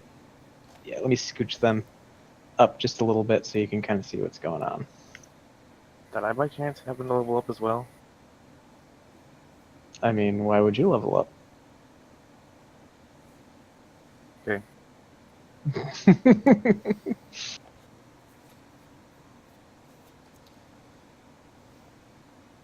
We are the ones that did something. You just failed at doing something. Mahaha. But we didn't get it for not beating you. We got it for killing the witch. Got it for running away. Murdering the shit out of your grandma. Yep. Yeah. Yo, Granny got. Yeah. So, just for some reference, that's what you guys are looking at. Pleasant. I wanna rock. Damn. That does it. So it's not raven-like. It's just kind of. I mean, His it's wings. raven-like in that it's kind of bird-like, but it looks more like a vulture than a raven. Okay. All right. But yeah, these two things they've just kind of swooped, up off the wall and are beginning to kind of wheel around and follow Muriel as she does her thing. Esmeralda. Does Muriel not notice them? I mean, she does, but she hasn't gotten to her round of initiative yet. Okay. Is she not on the initiative? What the fuck, roll 20? Why? Hey. So about that whole not noticing them and not getting to her turn yet thing. Yeah, it's her turn. Yeah, no, it's definitely her turn. Um, So she notices everything and runs away. I, hmm. Does she run away though? She's a badass if she doesn't. I mean, like, she has a particular set of skills, right? She makes a mean ass cookie. I was gonna say apple pie. Yeah. And really any baked good. Sorry. As people named Muriel are wont to do. Yes. Okay. So I think what she does is she is going to kind of wheel around and with the short sword that is still kind of dangling by her side post transformation, she's going to charge the nearest one and make a couple of attacks against it. In the air, mind you. Because badass. I mean, it would be more badass if she would actually hit with one of those, which she doesn't. Um, but, you know, Even thought's with got to count for inspiration? something. I mean, they're pretty shitty attack rolls. I would say she wouldn't use them on this. Okay. Um, yeah, okay. So she does that. Then we get to Esmeralda, who's going to fire bolt.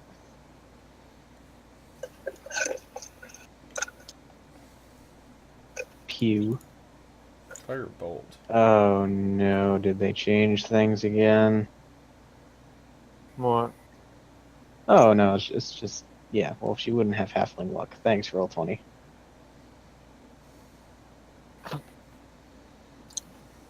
Esmeralda's Wait, actually a half. no, that is broken as shit. They fucked with this character sheet again. Okay. Manually rolling for Esmeralda.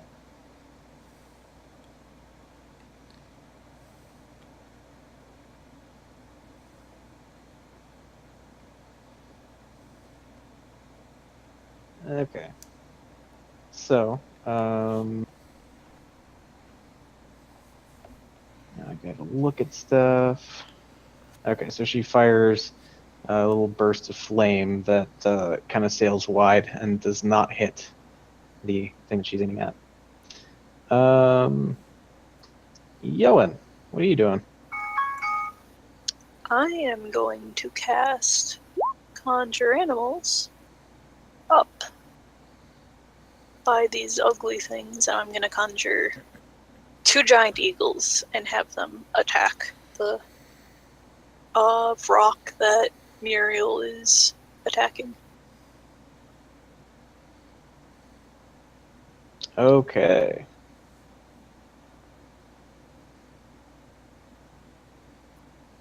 Eagle.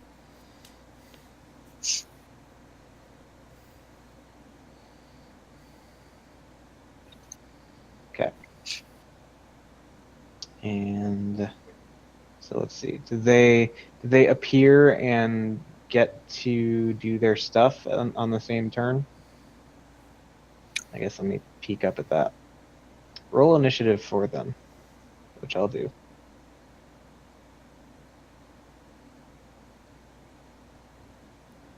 7. Okay. So when their turns come around, they will do stuff. Okay. And yeah, that's my turn. Cool. Rictavio.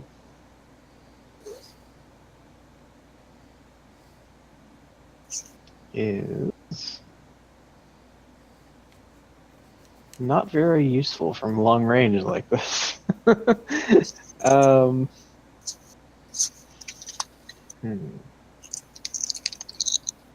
I think what he will do is turn to somebody nearby, probably Ron, knowing you have a propensity for ranged stuff. And he is going to cast guidance on you. Ooh, what does that do? So, assuming you're willing, once before the spell ends in the next minute, you can roll a d4 and add the number rolled to one ability check of your choice. Ooh, okay. Yeah, I'll take it. Okay. That's probably the most useful thing he can do. So that's going to be it for him. Well, wait. He'll run for some cover because, yeah.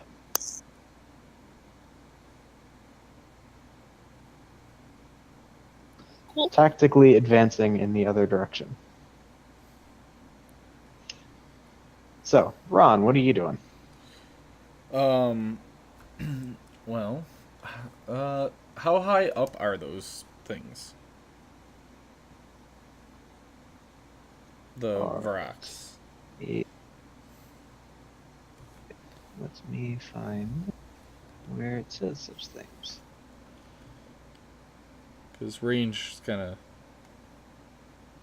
mean, I guess I just kind of assumed that they were less than 60 feet high. Yeah, I mean, I think that's fair. Okay. Let me get a specific number here. Yeah, so the walls are only 20 feet high.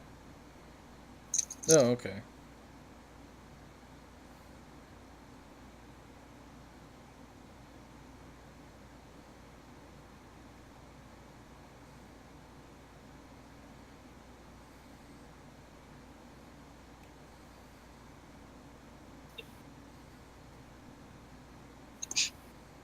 So what's Ron doing? Oh, right. Sorry. I am going to. Fuck it. I'm gonna drop a fireball. On them. Okay. When you say on, Like, where are you aiming? um, well, fireball's kind of big. I think it's a 20. Come on. 20-foot radius. Yes. So it's going to be like back here. Just I don't want to hit the eagle or the were-raven. So, Miriam. Okay. So you're just basically going to burn that fireball attacking the rock on the left? Uh, I can't catch the one on the right too. I mean, you can, but not by placing it there. Whoa! My roll 20 just wigged out. Hmm. It's Yeah, I think what you could do is if you aim like above and behind the yeah. rocks, you could probably swing that. Okay, yeah, we'll do that then. I wasn't sure how much I could see over that way. Yeah, I mean, it doesn't have to be drastically behind if you can get enough vertical distance, which shouldn't be an issue here. Okay. 'Cause you've got 150-foot range on Fireball. Yeah. Cool. So doing that, then they need to make some saves. Yes. And that was really weird that my roll 20 just kind of wigged the hell out. They all use legendary resistance and just auto succeed. Who do you think they are, Caius? All right, so that is one success and one failure. Rolling in order, I guess that would mean the one on the left fails, and the one on the right succeeds. All right. Let me just mark that damage. And then I'm going to look at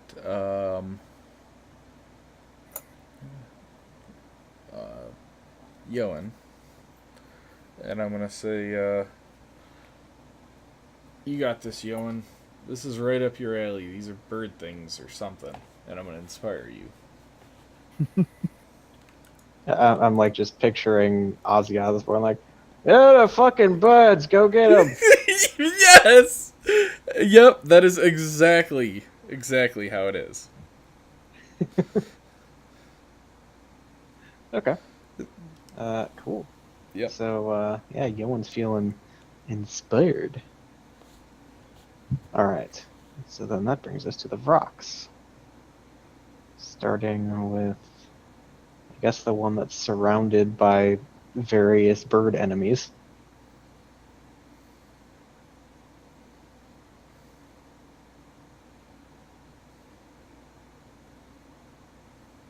Hmm.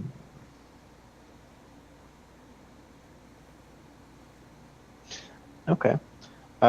So I think this one is going to keep flapping its wings, kind of staving off the short sword swings from Muriel. And as it does that, it lets out this horrific screech. And let's see, I need probably not any of the PCs, but I'll verify. Yeah, so none of the PCs are affected by this. But Muriel and the two eagles need to make Constitution saves. Are you making the eagles? Yeah.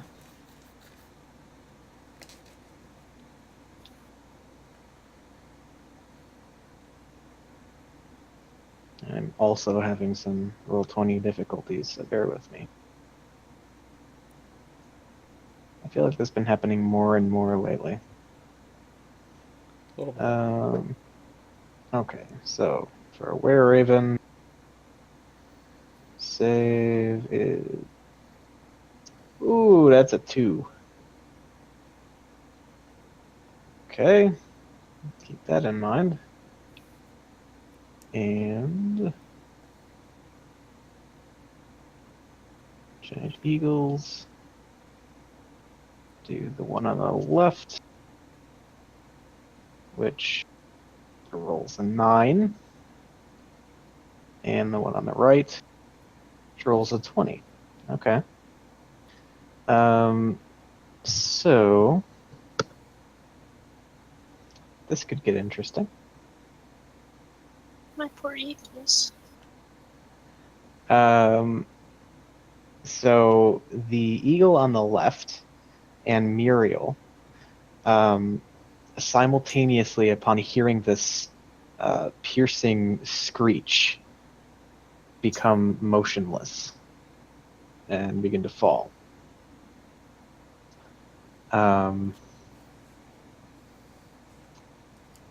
Yeah, and I think unless there's somebody who's going to do something as a reaction, they just do so. And, How far away is Muriel from me? And her trajectory of falling? so she's going to fall basically straight down and kind of bang against the wall and possibly begin rolling down this pretty steep cliff. She Like- would be, let's call it about 30, 35 feet away. Okay.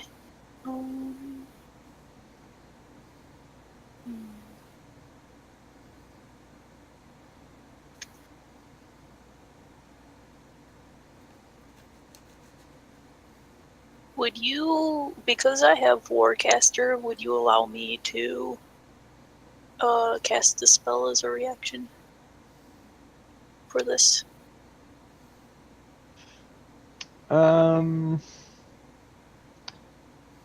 So it's not a reaction spell then? Like what are you thinking? I want to cast a cantrip on the cliff so that she doesn't roll down it, just kind of that it forms like a flat surface so she just falls on it instead of rolls down the cliff. Doesn't Warcaster only affect opportunity attacks? Yeah. Yeah, probably not then in that case. Okay. I thought it was worth asking. It was worth asking. It's a good question because, reaction reaction. I get it. Okay. It wasn't a spell, was it? It was not. It was like Okay. a racial ability kind of thing. That's okay. That's what I thought. I mean, I don't know how I can stand on the side of the cliff and catch her, so. She used her inspiration too. She even rolled a with 2. yeah, even with the full 8, she would not have made that save. Okay. Okay, so yeah, the 2 of them fall. And let's see, let's roll some fall damage where it applies.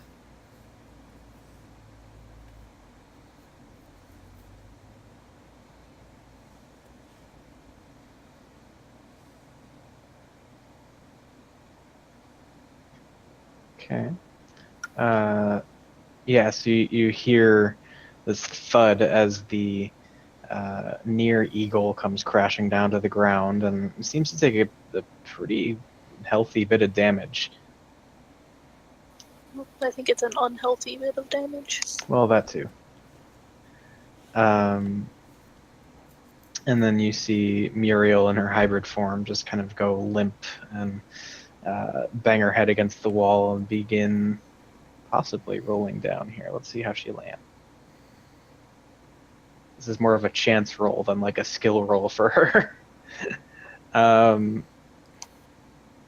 Okay, so she bumps her head on the wall and rolls toward the edge, but doesn't quite get to a point where she's just careening down the cliffside. She's just lying there, unable to move at this point. Aww.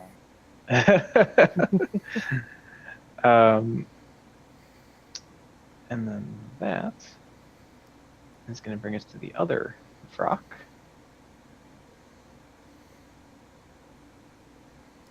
Which...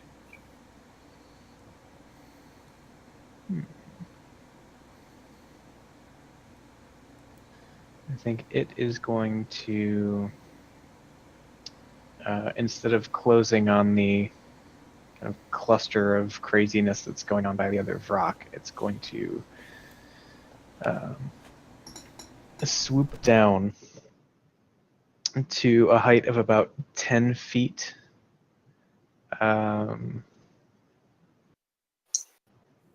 Probably situating itself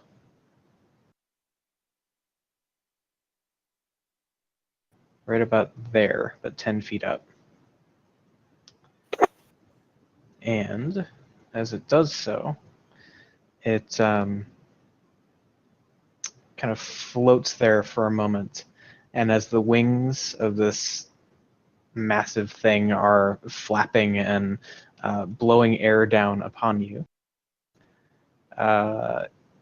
you see and feel this strange powdery substance begin to rain down on all 3 of the PCs here and Esmeralda. I need you all to make con saves. I used sleep outing.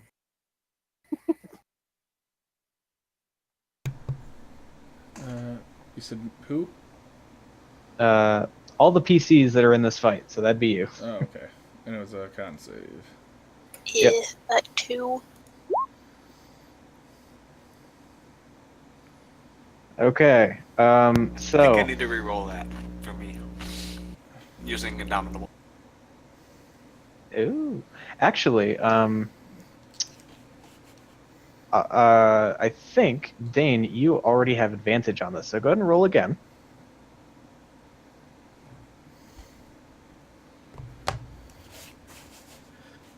Never mind. Okay, You know what? I think I'm feeling lucky. okay. Hell yeah, you are. Yeah. All right. Should I roll my Do I have inspiration? I thought I Yeah, did. yeah, I inspired you. Should I roll it to get a higher than a 20? I don't know. Should you? I was higher than everyone else. I think I'm okay with a 20. Okay. Yeah. So I think there's there's a bout of coughing as the powder kind of rains down on all of you. But the three of you are able to kind of rally through it. Esmeralda is taking a bit longer to recover than you guys are, and you hear her kind of gasping. It seems as though she's being affected by some sort of poison.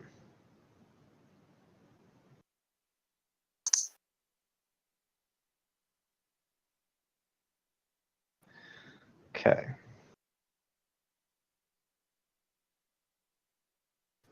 Check one more thing. All right. It is going to then use the rest of its fly speed to shoot back up into the air and close the distance with the eagle. Kind of, I guess it'll go here. All right. Eagles. Well, the one is down on the ground. And let me check one thing. Okay. It can't do anything. So the one that is still flying then is going to obey the orders it was given and attack the Vrock that Muriel had engaged with. So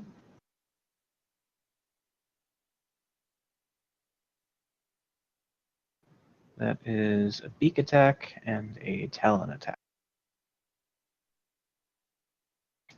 It's an 8 to hit with the beak, which does not hit.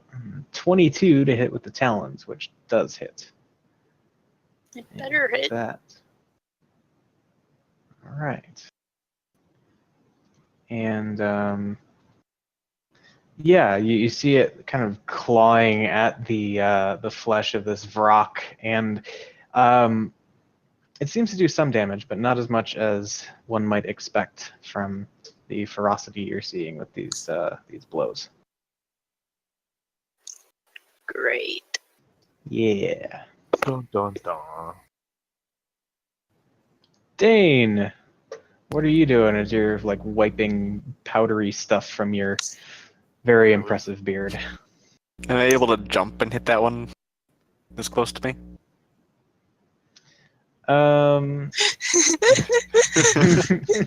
It's only a couple feet over my head. I should be able to jump and get it. 5 foot vertical. Oh, yeah, let's math this one for a second. Flying You still need a dwarf. pretty serious vertical component on that. Probably not. Oh, okay. It's only like 10 feet up, you said, right? But you're a dwarf. I got a sword. It has a couple more feet. Gonna 3-4 foot vertical jump. Yeah, I probably can't NBA do that. level dwarf. Yeah, I guess we probably couldn't do that. Yeah. I guess I'll shoot it. Rolls a nat 20 on a strength check. Rolls a nat 20 on his attack roll. Okay. Not bad. Some, oh, that nat 20 is useless. Yeah, it Pretty much. as precise as this shot is, and yeah, I think from this angle you probably like catch right up into what you think is around the rib cage area, aiming for some kind of vital organ. Your aim is dead on, but it doesn't seem to penetrate that far into the thing's flesh, and it seems to kind of shrug that first one off. The second one seems to do a little more damage, but neither one of those seem to make too much of a dent. Oh, well. A valiant effort, though. He tried. Yep. Okay. Muriel is still lying, unable to do anything on the ground. Oh, is there something else you want to I do? have other stuff. Do other stuff. When I have a 1 or 2 on an attack on a damage dice, I can do other stuff with it. Oh Yeah. yeah, you get to Oh, like reroll yeah. it. Oh, thank You goodness. can reroll the dice. Hallelujah. So just hit that again and take the damage from it. Yeah. That's a fighter thing, right?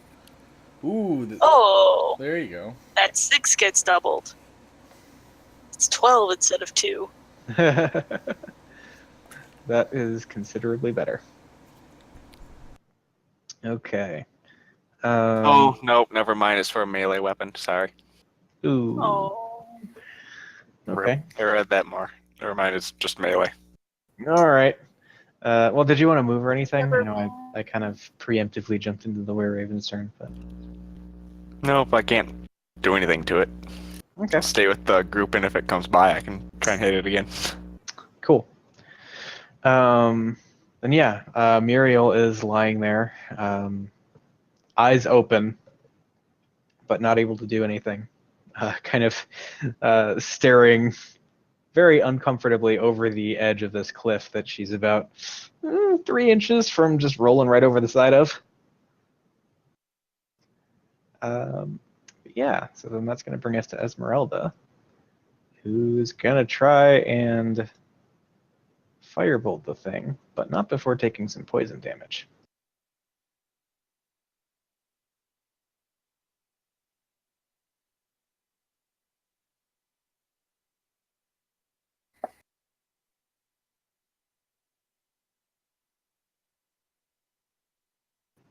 Okay, so firebolt. Esmeralda, that's a natural 1. Why you do this? Weed out the herd before I get to it. Yeah, so she tries to throw another firebolt. Maybe the sudden pulsing pain of the poison just kind of distracts her, breaks her focus, and the firebolt kind of fizzles before it can leave her hand. Yeah, that's it for her this turn. But She gets to save. yeah, she does get to make a save. That's what I was going to say right there. Let us see.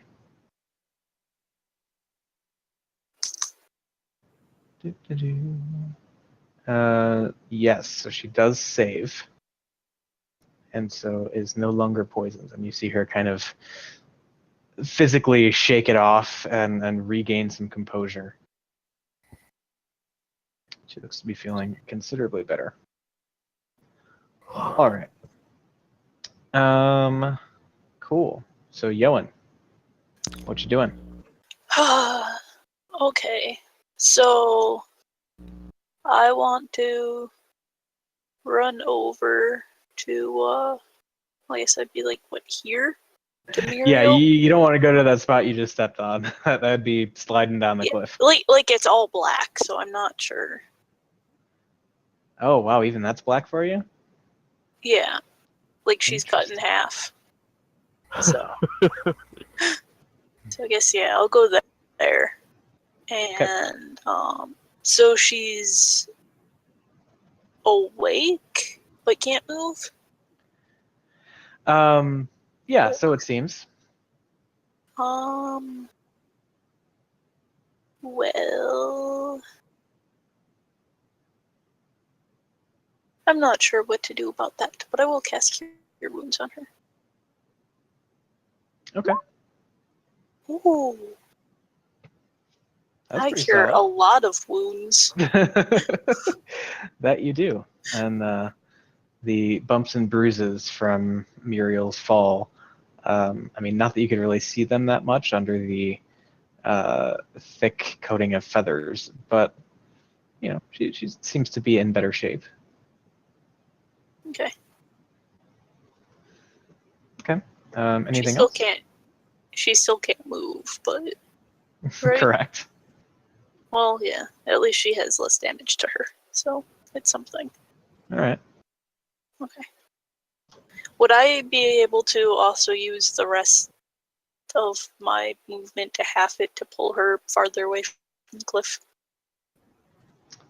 That one I don't know about. Okay. Just a question. Yeah.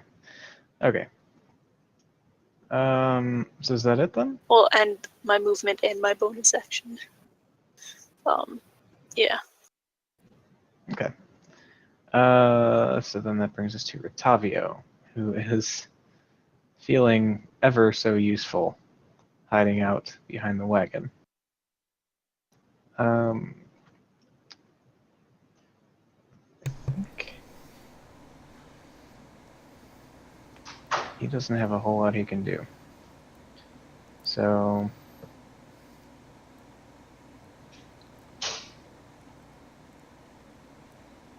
yeah, Can help me with Muriel. Can you make me um, taller?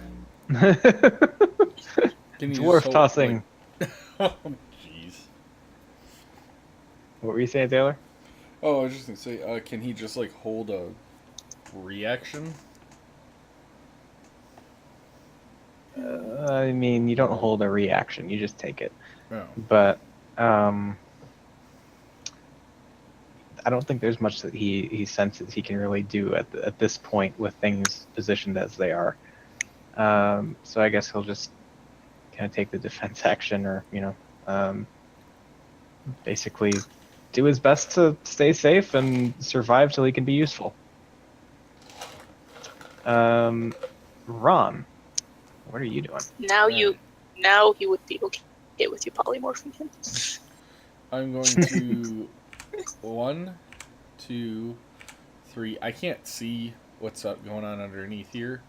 Yeah, let me actually move that token to the back real quick. Right. It's Yeah. okay. I think the bunnies are at it again. Wink, wink. Go, bunnies, go. Alright. So can I step here? Yeah. Alright, 4.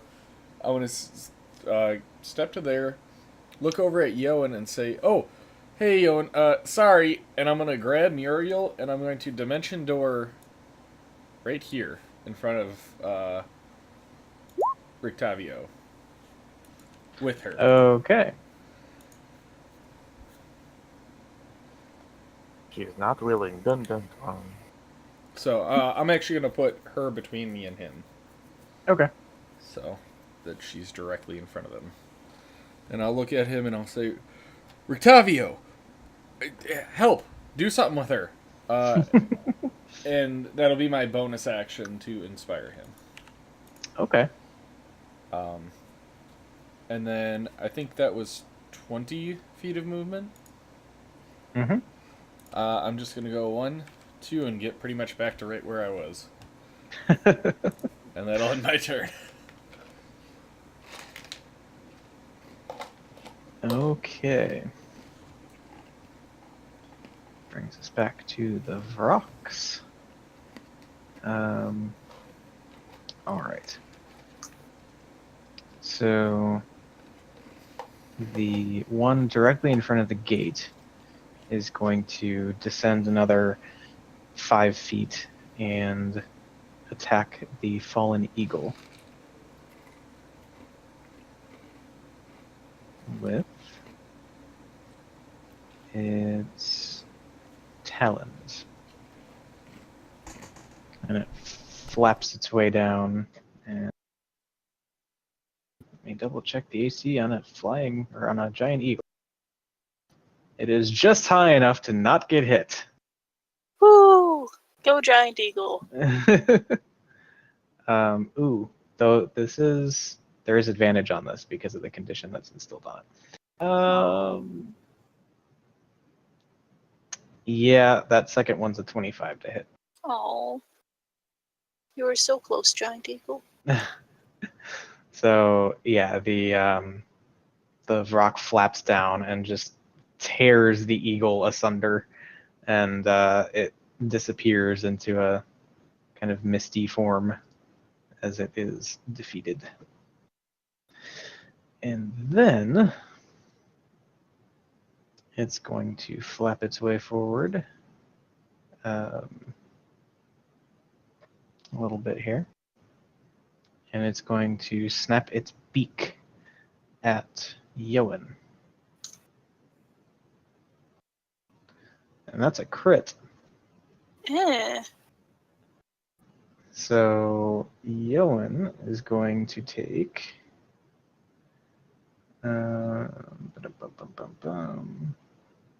Find the rolls. 21 points of piercing damage.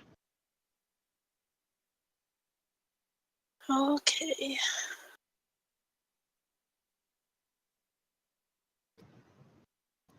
Then the one that snapped at you is going to flap its way back up and out of at least the majority of harm's way.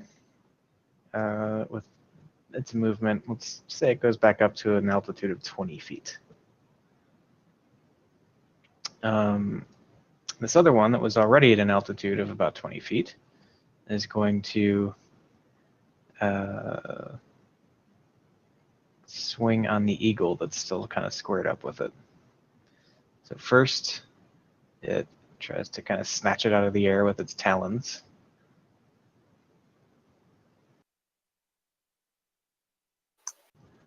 And the eagle takes 11 points of slashing damage.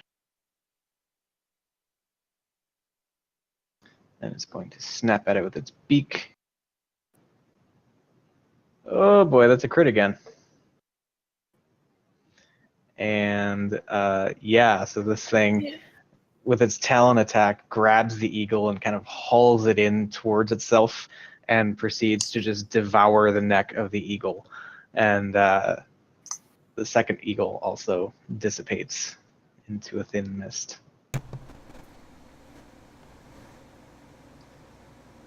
All right. On the bright side, that used up all the attacks, so I think the Vrock is going to stay there. Both of them now at about 20 feet. I guess because they're kind of stacked right now, we'll say the other one's at 25 and this one's at 20. Okay.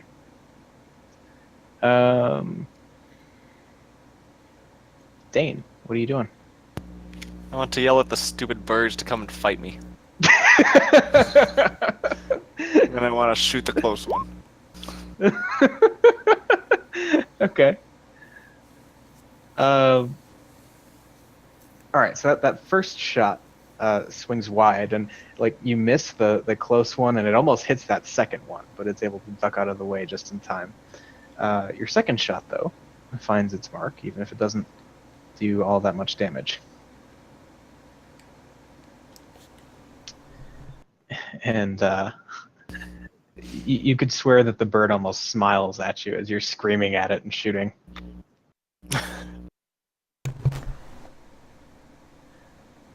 Okay. Yeah. Yeah, Anything that's about else? it. All right. Nope, I think that's all I can do. All right. Just yell at the stupid birds. So then at this point, the kind of crumpled, unresponsive form of Muriel springs back up into action. And she's going to turn and immediately just start flying right back at these things. Try and lay down some She's damage. pissed now. She wants to knock one out of the sky for me. There you go. And because she flies fast as fuck, she's going to get there and attack the one that Dane just shot.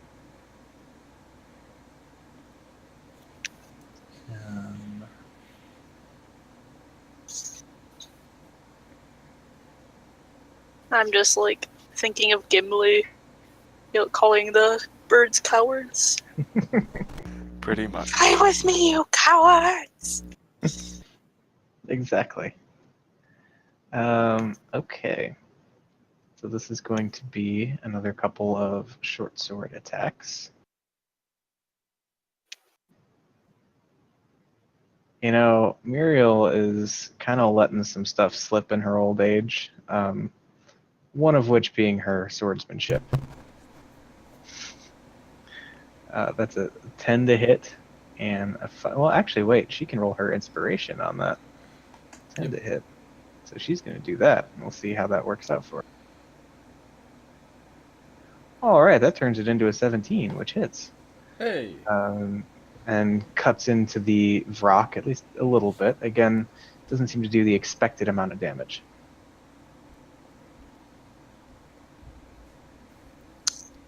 But you guys are chipping away at it. Okay, that's it for her as her second attack. Just, it's a whiff. Esmeralda, feeling better? Ready to whoop some ass? At least hoping to whoop some ass. We'll see how the dice treat her.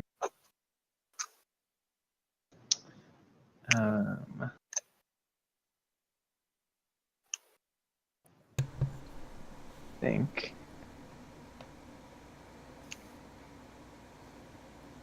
she is going to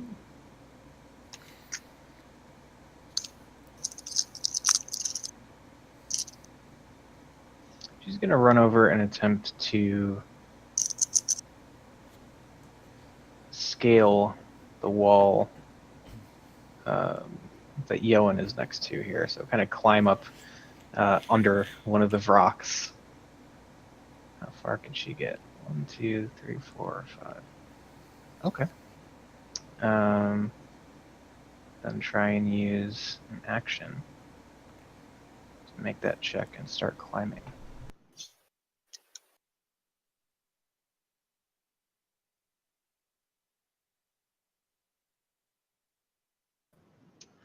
And yeah, you see her begin to,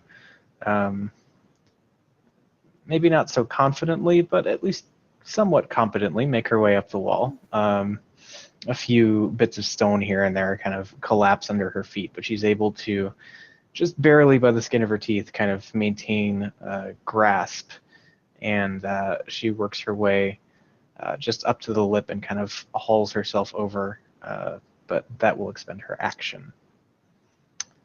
And so, does she have any cool bonus action, Mojo? Nothing really relevant at this point.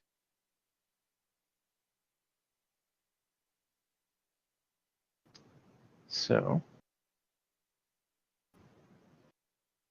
I think that's it for Esmeralda. She is like pretty much squarely underneath the Vrock on the top part of the map. And she is ready to tear some stuff up when she gets an opportunity. Yoan, what are you doing? Okay. So, do you know? Can you show me where Muriel is? Yes, Oh, Muriel. here. Yep. Okay, cool. I am gonna do this. Do you still happen to have that spell where you're able to pull things closer to you? Yes. That would be appreciated if you could bring me one of those. Bring me a bird. Dane wants chicken tonight. But it will not. It can only move it 10 feet closer. Oh, okay. Never mind then. Yeah.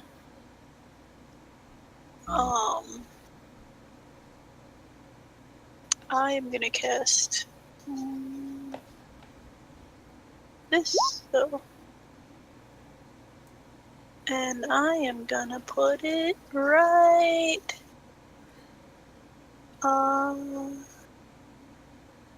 here.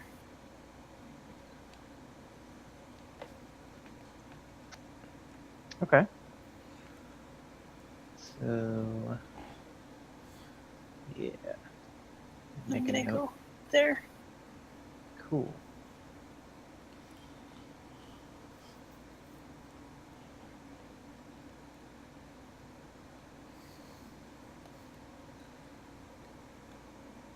Yep. All right. That's my action. And I did my movement.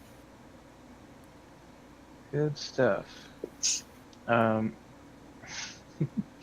Okay, so I think Rictavio, muttering something kind of frustratedly under his breath, is going to hop up onto the seat of the wagon and grab the reins and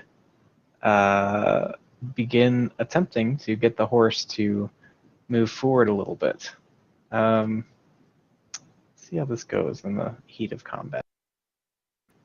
Okay. So yeah, things actually seem to go pretty well. And horse not pictured. Let's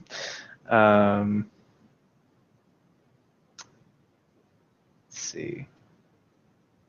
It's gonna go. Oh, there. Let me reorganize some minis so we can see everybody.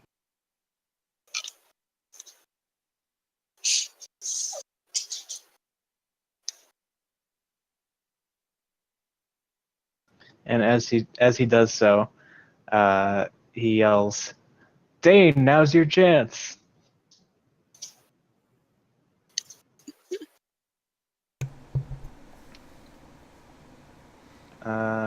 Okay. That's it for Octavio. Ron, what are you doing?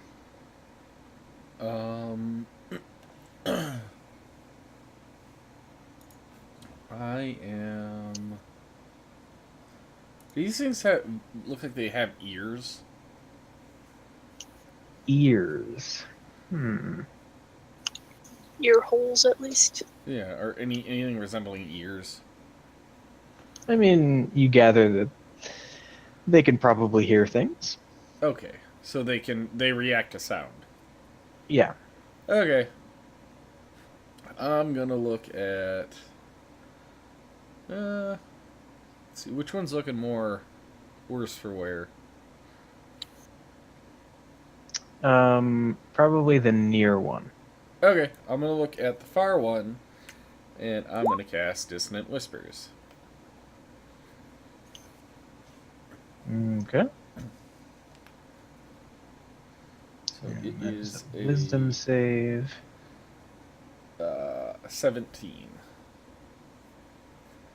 Nice. Well, 3, I believe, is less than 17. Yep.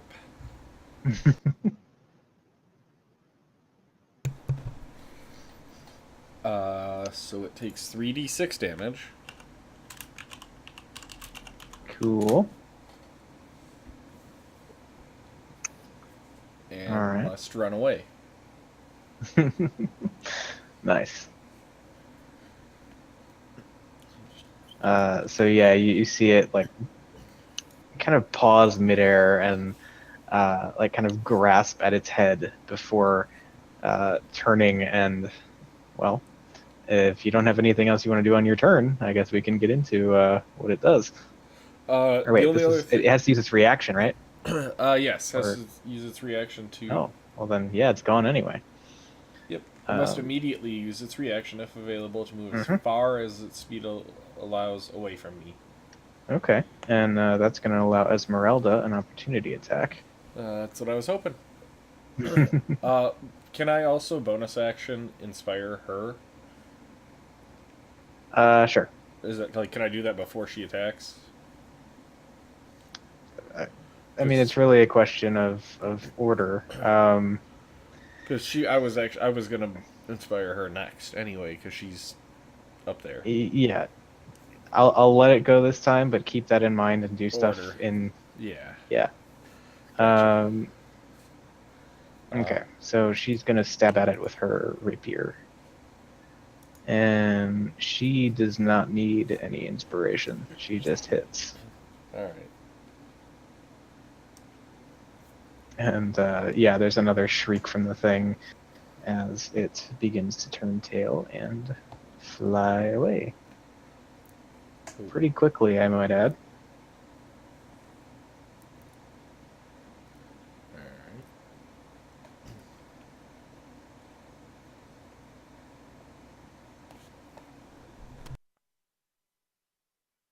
Okay, yeah, you see it disappear over this this wall, and I think anyone who looks through the gate can see it's probably a good 60 feet away from the wall at this point.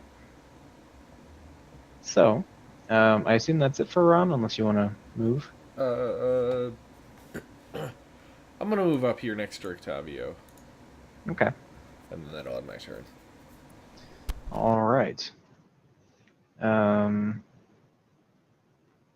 So I think this one that's still close by, it's actually about 5 feet out of Esmeralda's reach, but it's going to drop down, and I think it's going to try and grapple her.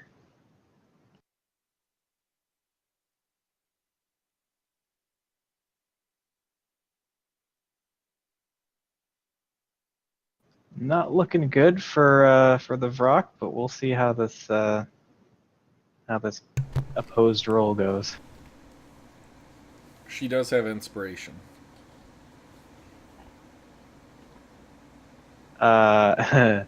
She rolls a nat 20, so she just ducks out of the way. Okay, and so that was its action.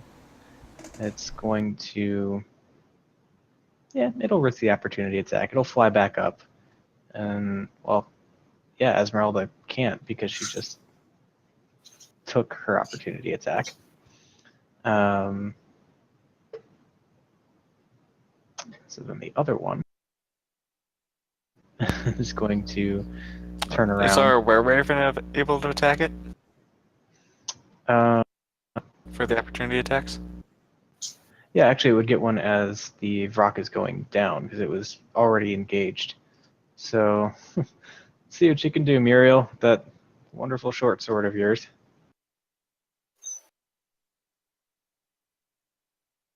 Didn't you say your arms turn into wings? Look, I'm just following what the character sheet says, and it says it can use a short sword in hybrid form. Wields it with its feet? I guess.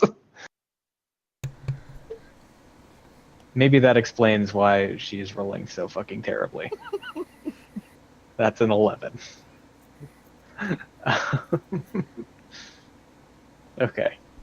The other one is then going to turn, coming to its senses, realizing I'm not scared of any puny little human, and gonna fly screaming back toward the wall.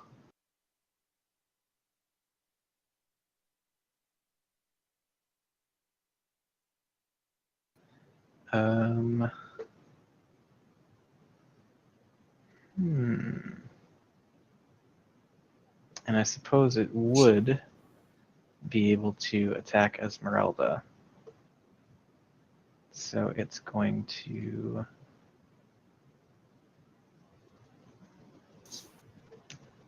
I think seeing its friend, it's also going to try and grapple her.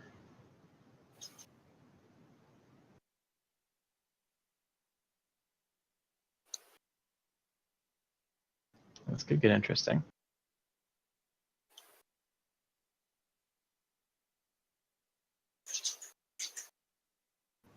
Never mind, ninja skills. And Esmeralda ducks out of the way as the talons kind of clench right where she was standing just a second before. Okay. Dane, your moment has arrived. I want to yell at the bird some more and climb on the wagon. Dave's a grumpy old guy. Okay. So we'll say, rounding a little bit here, the wagon gives you about 10 feet of height. And that being the case, you could probably just barely reach the nearest Vrock. I want to poke its foot. Yeah, swing at its foot. Think of like a hot iron poking the bottom of something's foot. That kind of suck, right? Probably piss it off a little bit. Ooh, God. Leave some for the rest of us, Dane. Bad bird.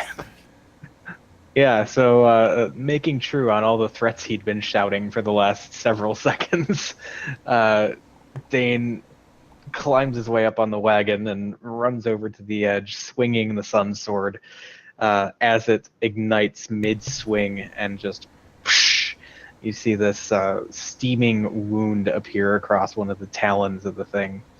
And he swings back again and forming a nice little X of counter swipes. You deal a good bit of damage there. And this does not seem to be halved. Does he damn near cut its leg off? I mean, kinda, yeah. Like there's this smoking.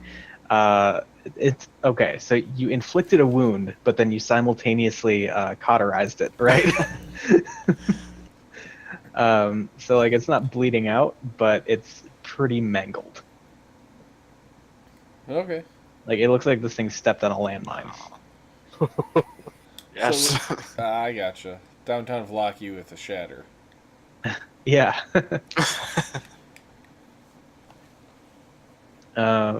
Anything else from Dane? I think that's it. Okay. Yeah. So then Muriel's gonna keep trying to do Muriel stuff, which, I mean, I guess we'll see how that works out. She'll move there for ease of map keeping. Because that's the thing she'd think about, right? Yep. What if this was a top-down adventure game? Exactly. Well, if this was a top-down adventure game, she would have rolled a 6 to attack. And that's not very good. But if this was a top-down adventure game where she got 2 attacks, her second attack would be a crit. Ooh, finally! For a whopping 4 points of damage. Is it halved? That's after halving it. Oh. That's not too bad then. I mean, she's trying. Yeah. Right. Well, wait. Actually, hold on. Never listen to Roll20 when it calculates your shit for you. Okay, no, it would be 4, or sorry, not 4, 6 whole points of damage. 6. There you go. Cool. Yeah, and that's it. She's just gonna keep swinging away. Then Esmeralda standing like on the ledge of this wall with a number of nearby creatures, but not quite near enough to poke. Well, actually, no, the one is near enough to poke because it tried to grapple her and didn't run away. So she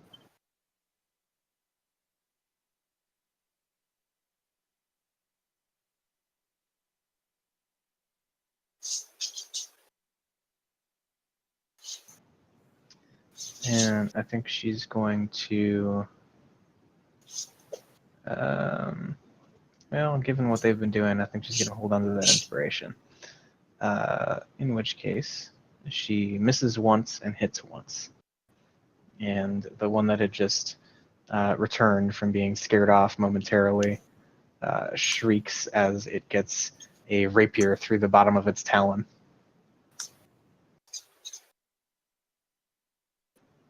And I think that's going to do it for Esmeralda. So what's Yoan doing? Did it take the moonbeam damage at the start of its turn? Ooh, it did not. Con save?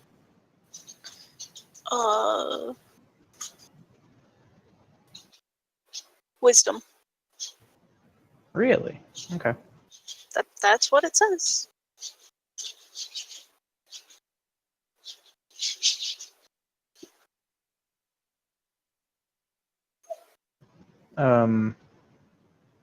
No. 11 points of damage. Well, hold on, because okay, look, you've got two But- different things listed. Because under your DC 16 half damage wisdom save, yeah, it says wisdom save there. But then in the body of the spell, it says it has to make a constitution saving throw. Well, Second then paragraph. I guess it's Constitution, and it messed it up. I will fix that. Okay. I was going to say, I could have sworn it was con. Okay. So that's a save, but it still takes half Yeah, of... so 5. Yeah.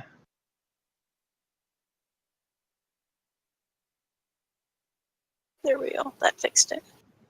Okay. Okay, So and now...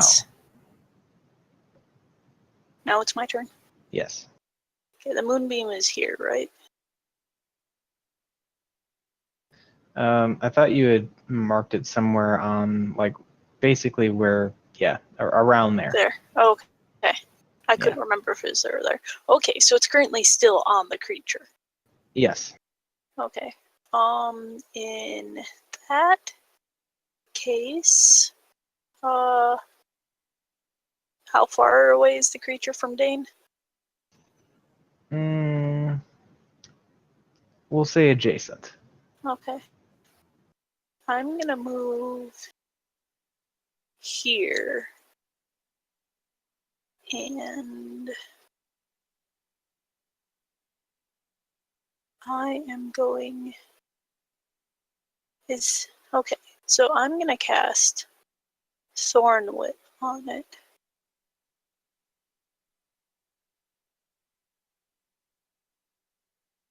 Does an 18 hit? Yeah, an 18 hits. Okay, so the creature is large, right? Yes. I want to pull it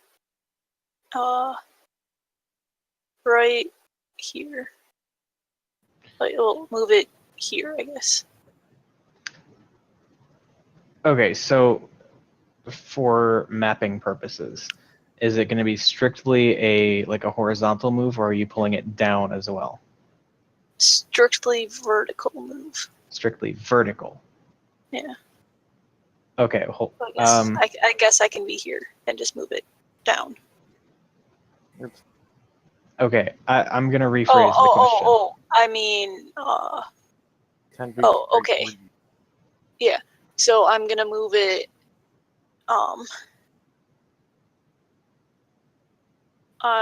Yeah. I'm gonna move it on a line towards me. A horizontal, vertical line. I'm going to move it in both the X and Y direction.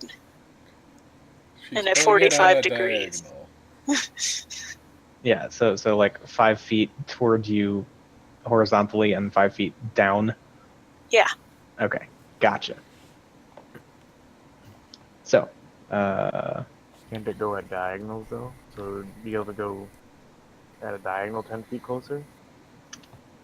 7. It would be about 7 closer to me on the diagonal. I mean, not going by If the you did rules 5 that we and follow 5. here. Anyway, it's right there. Okay. I can't see, so Yeah. It's basically as close as it can get. oh okay. But yeah. That way Dane has an easier way to get to it. Rictavio can get to it. Yeah. Okay. Wow, that 2d6-year-old though. Yeah. It's a cantrip though. I can't be too upset. That's fair. Okay. Yeah, so this thing is like struggling as the thorn whip wraps around its already cut up talon. It's probably shrieking and squawking more because of that than anything else. You're just, attacking a sore spot, so to speak. Okay. And that's it for Yoan? Yeah. All right. All right, then Rictavio, I guess, is going to hop down and kind of wheel around the wagon here.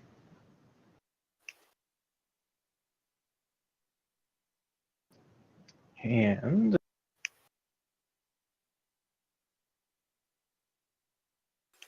he pulls out his sword cane, draws the blade from it, the silvered short sword that rests inside, and makes a couple of attacks.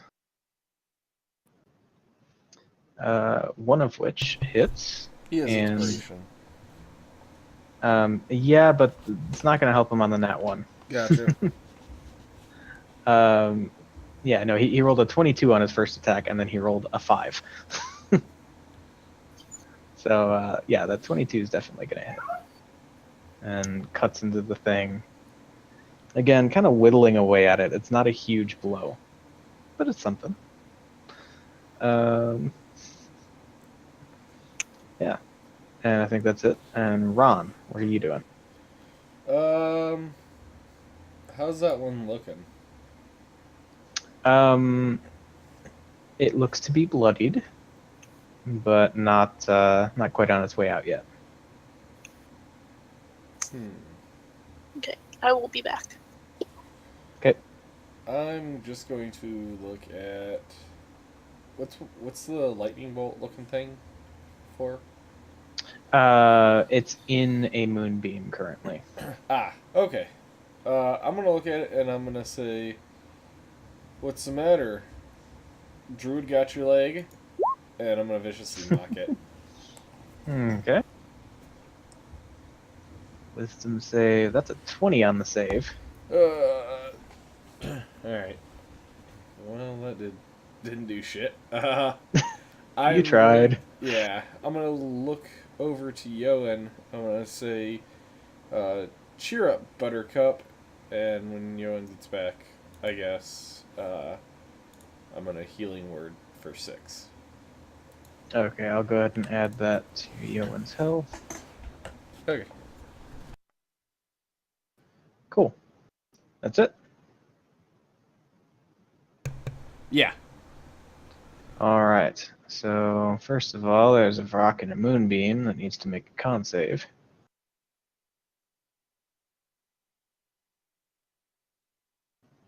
Which it crits, or, rolls a nat 20 on. Don't exactly crit a save like this. Let's see. You roll up and find that damage that I gotta roll.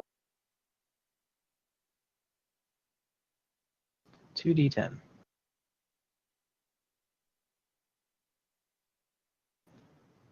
Uh, 13 halved to 6.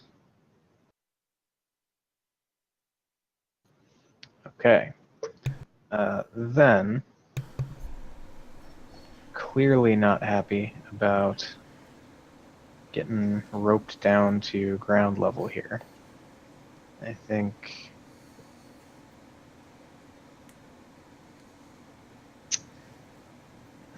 Alright. This thing is going to let out a similar shriek to what you guys heard when Muriel and the eagle went limp. And so, I'm going to need some saving throws. Let's see.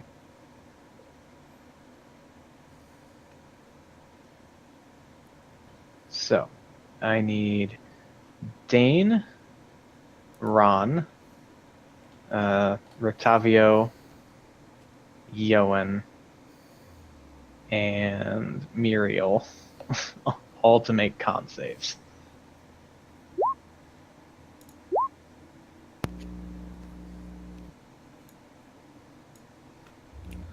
I'm gonna see if luck will help me again.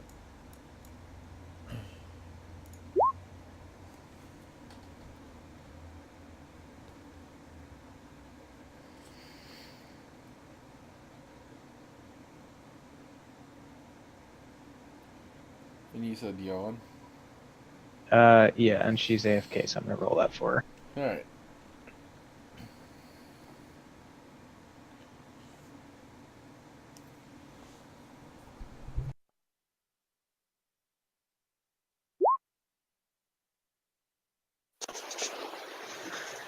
Okay. Hey, she just got back. Yeah, and she just made her con save, so that's a good thing. Yeah. Whew. All Sorry, right. too many so- animals whining at me. um, Does that count as an attack on us? technically, no. Oh, okay. It's an AOE, which is different. Fine. Yeah, Did it take its damage? it did. I rolled that. Okay. Let's see. On the 2d10, it came out to 13, which was halved because it rolled a nat 20 on the save. Okay. However, Ron. Oh, you re-rolled it. Okay. Yep, I felt lucky. Right. So once again, the only one seemingly affected by this is Muriel.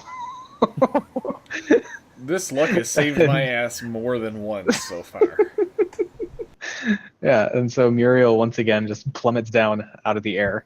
This time not at risk of rolling over the cliffside, but there's still a thud as she hits the ground. Ow. Did you hit my horse? I think the horse is able to kind of lean off to one side and Good. yeah. So that's the thing.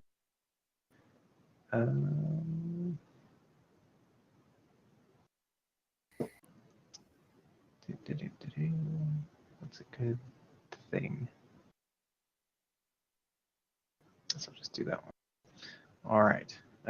So that Vrock shrieks, and I think it's going to attempt to fly away, even though it's going to provoke a shit ton of opportunity attacks.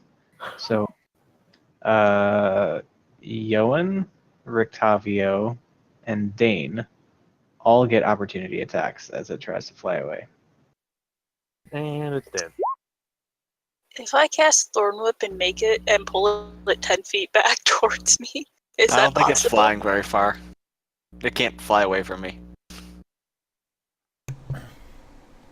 Oh yeah, if he gets an opportunity attack, it can't Yep, move. yeah. It can't fly anywhere. Heh, If you hit it, yeah. I hit it. he hit it. Yeah, I will also. Yep. Pull it right back into position. If I hit it, yep. Okay. Yeah, so all 3 opportunity attacks hit it. And so it takes, let's see, 10. What's the other one? Oh, Rictavio. Rictavio. Yeah, Rictavio. I'm like, I only see 2. Yeah. So Dane hits it, Rictavio hits it, Yoan hits it. I will have to be right back. Okay. Dogs, all of the dogs. Okay, yeah. So I'm picturing it as like Dane and Yoan simultaneously attack it, and you see like for a second the wing kind of gives out, and it falters, and it's not able to take flight and get away. This thing is looking really wounded. Not dead, but pretty damn close. And then the other one.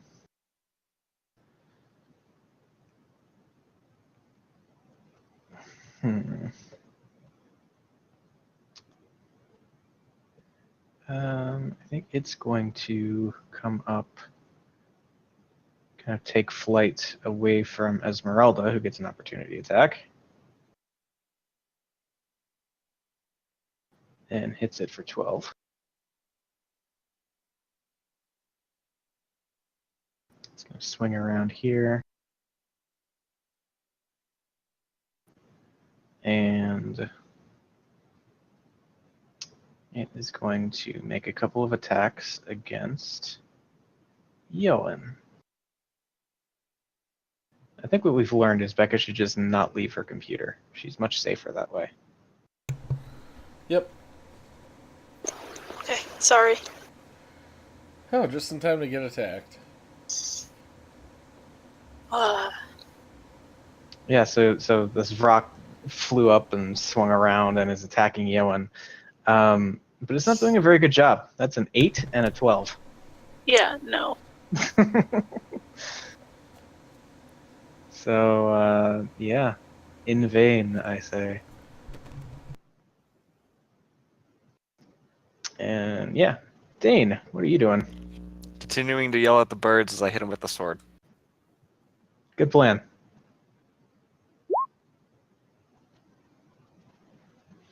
All right. So that first one is enough. How do you want to finish this first Vrock? Jump on its back. Okay. So like classic video game drop attack style, just leap out over it, and the flaming sword pointed down at it, you just like carve down its back. Think of Dark And, Souls. Yeah. And yeah, it's left like almost cleft in two by the blade being dragged almost all the way down its body. And so I guess I'll pull it off the map for housekeeping purposes. And we'll say Dane is there now. Okay. Well, I don't think I can attack the other one, so I'm gonna climb back on the wagon All right. Easy enough. and continue yelling at the other one that's still alive. Dwarf yells at birds. Okay. I can shoot it with the crossbow, right? Yeah, you could do that. I want to shoot it. Bad bird. Wouldn't you have to throw his weapon and pull it out? So again, housekeeping wise, what you'd have to do is you can, let's see. I think you have to drop it. Yeah, you can drop it, which is, I mean, you can do that if you want. You drop the sword. But let's see. Yeah. I mean, it's kind of whatever. Like, we'll say it happens. I'll come back and we can lay out some specific rules for that stuff later. But I don't think this is going to tilt the fight one way or another. Except the All right. nat 20. Not a lot of damage, but still. Yeah. It Okay. makes the bird mad. Great. Exactly. You pissed it off. Killing his friend didn't piss it off. Shooting it will. Okay. Cool. So Muriel's lying on the ground, not able to do anything. And brings us to Esmeralda, who's still up on top of the wall. She's going to make an acrobatics check to see if she can get down in a hurry.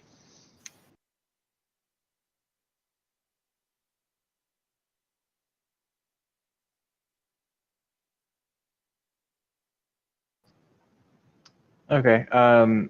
Yeah, so she jumps down, and you see there's a little bit of hesitation. It looks like she might have, popped a joint or something and taken a little bit of falling damage from that.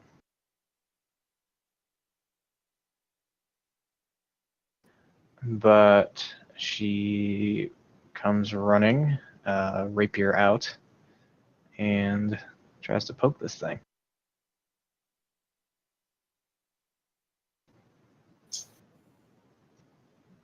Well, actually, no, because it's up and it flew back a little bit. So I forgot about that. Well, she's going to stay back then. I'll say she still came down or whatever. I mean, it's tis what it is. She's going to firebolt it, which I have to manually roll because Roll20 fucked up my shit. And it just misses. Not having a lot of luck with that firebolt tonight. Okay. Yoan. I am going to move my moonbeam to right here. Okay. And I am going to move myself here. Okay. And that's it. All right. Because it takes an action for me to move my moonbeam. So Gotcha. Rictavio then is back in that position of not being able to do very much. He's going to take some cover. And defense action, and that's it for him. Ron. How's the thing looking? Right around that line between okay and bloodied. Alright, I'll just look at it and say, oh, what's the matter? You don't want to come play? And I will viciously mock it again. Okay.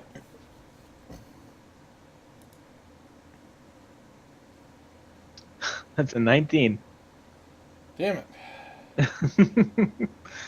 Alright. Anything else? I'll look over at Yoan and I'll say, dang it, Yoan, quit getting hit. I'm going to healing word at level 1. Yeah. The rock seems a little preoccupied to hear all the mockery that's going on. Yeah. I only got hit once. I know, but that'll be on my turn. Okay. So, the rock starts its turn in a moonbeam, so it needs to make a save. Do you want me to roll new damage? Yeah, you go ahead and do that.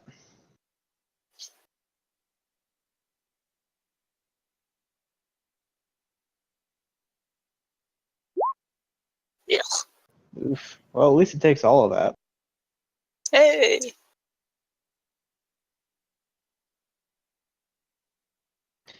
All right.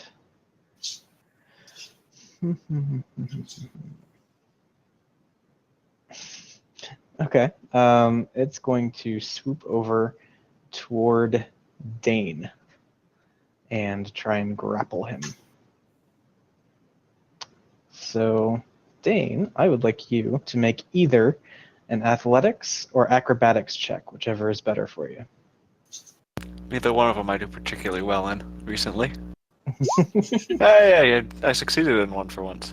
You did, just barely, I might add, because yeah, it rolled a 22. Oh, good. I'm gonna rule ties go to defenders. I believe that's the rule. At least for competing checks, I should say. Obviously, with AC, we know that's different. So But grappling? yeah, Okay. yeah. I'm just not taking the time to look that up, but that seems logical to me, right? Stalemate. Yeah. Stalemate thing doesn't happen rather than it happening. Seems legit. But it is now in range of Dane. Pete. Stupid bird. So this could backfire on it pretty big. It's going to try and fly away, but Dane might have something to say about that. Dane has lots to say about that. All right. And yeah, having just kind of pried himself loose from the claws of this thing as it came to snatch him up off the top of the wagon, as it turns around to run away, yeah, Dane just swipes at it with the sun sword, like cutting a swath of now featherless flesh away from it. Yeah, this thing is starting to show some pretty serious damage. All right. And that's it, because it can't move. Dane, what are you doing? Stupid bird. All right, 27 hits, 15 just hits. All right, round number 2. Dane, how you doing this? I'll jump on it again. Okay, so this one's like still airborne, and so you like leap out, Maybe not that. grab onto it, wrangle it down. just like jamming the sun sword into it at whatever angle you can manage to make an attack. And yeah, right down on top of the other one, you now have a pile of smoldering Vrock corpses. And then everything goes calm and quiet once again in front of this wall. And I think we can pick it up from here next time.